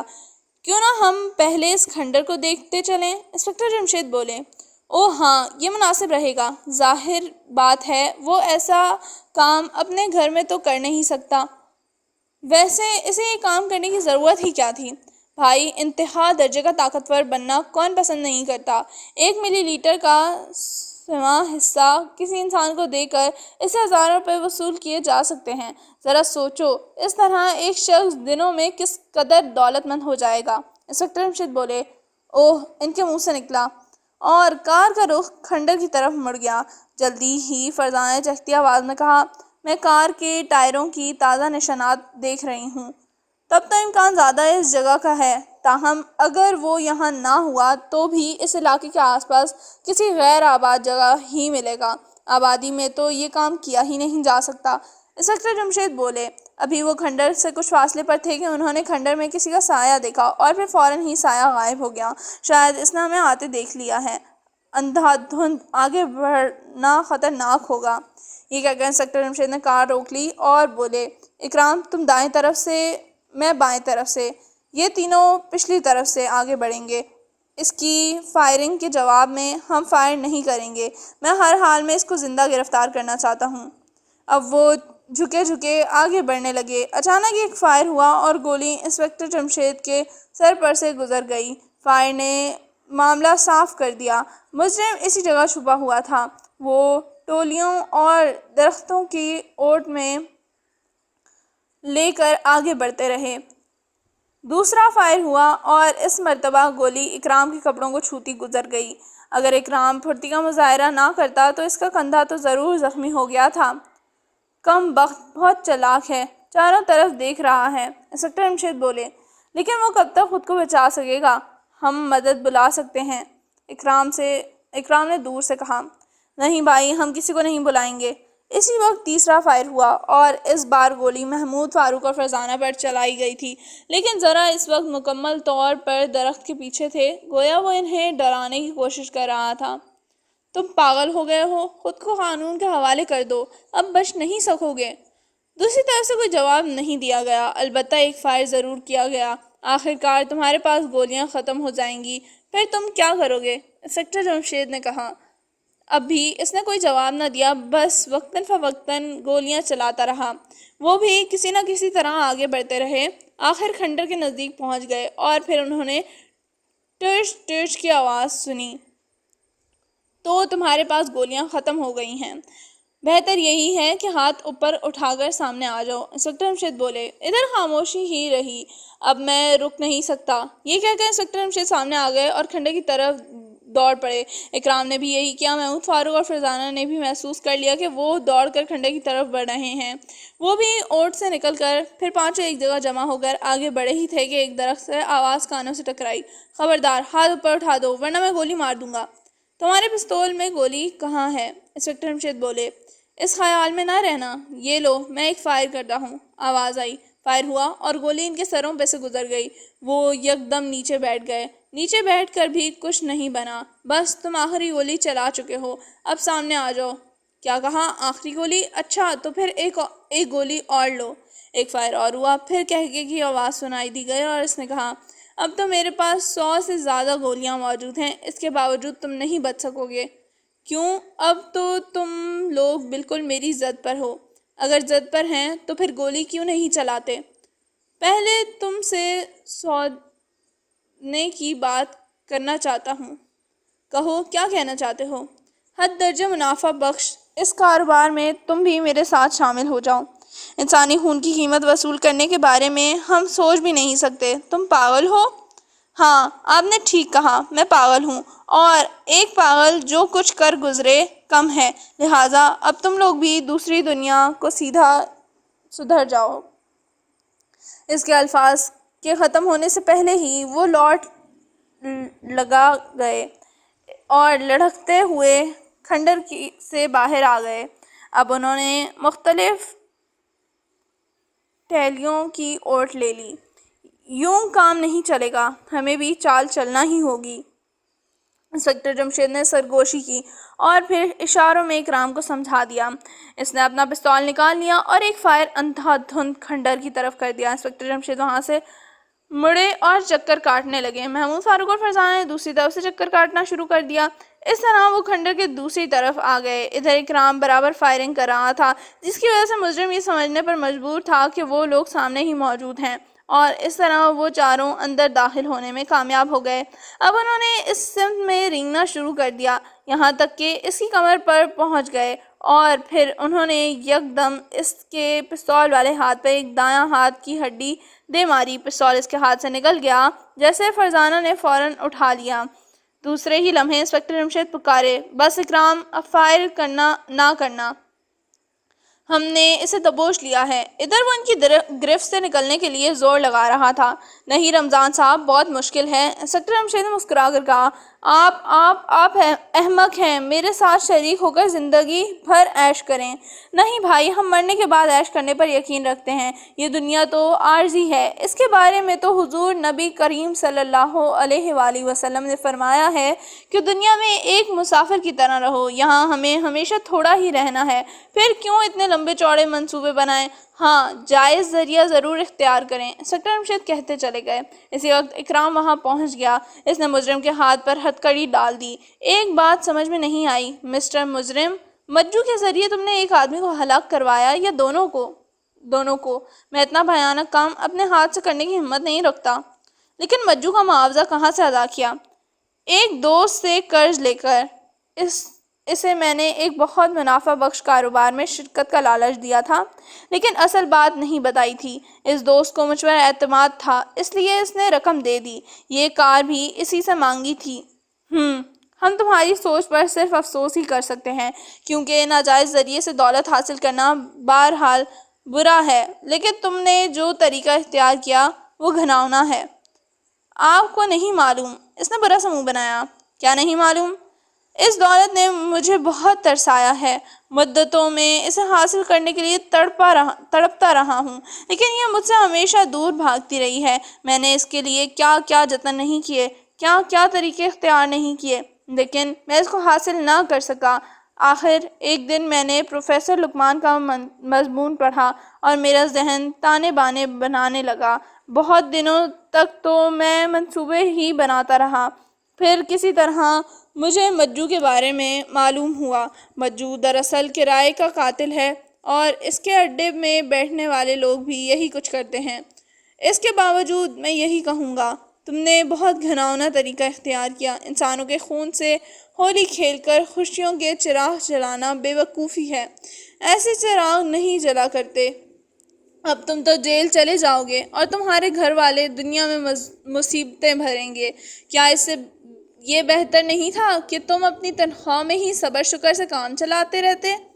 آپ نہیں جانتے دولت حاصل کرنے کی خواہش میں کس قدر دور نکل چکا ہوں، لیکن اب تم اور بھی دور نکل گئے ہو، اتنا دور کہ واپس آنا ممکن نہیں رہا۔ انسپکٹر جمشید نے دکھ بھرے لہجے میں کہا۔ اس کا سر جھک گیا اور وہ وہاں سے شہر کی طرف روانہ ہو گئے۔ ایسے میں فرزانہ بولی، لیکن وہ دوسرا مقتول کون تھا؟ یہ اب تک معلوم نہیں ہو سکا۔ دنیا میں اکیلا آدمی تھا، رہتا بھی تھا اور الگ تھلگ جگہ پر، شاعر قسم کا آدمی تھا، تنہائی پسند، نہ کسی سے ملنا نہ کسی سے بات کرنا۔ میں نے اس کے بارے میں بھی پہلے اچھی طرح معلومات کیا تھا اور پھر اپنے کیمرے سے اس کی تصویر کھینچی تھی۔ اس لیے کوئی اس کی تلاش میں نہیں آیا، محمود بولا۔ مجرم کو قانون کے حوالے کر کے وہ گھر پہنچے۔ بیگم جمشید برے برے منہ بنا رہی تھیں۔ کیوں بھائی، کیا ہوا؟ وہ سوئیوں کا زردہ؟ ارے، ان کے منہ سے ایک ساتھ نکلا۔ سوئیوں کے زردے کو تو وہ بھول ہی گئے تھے۔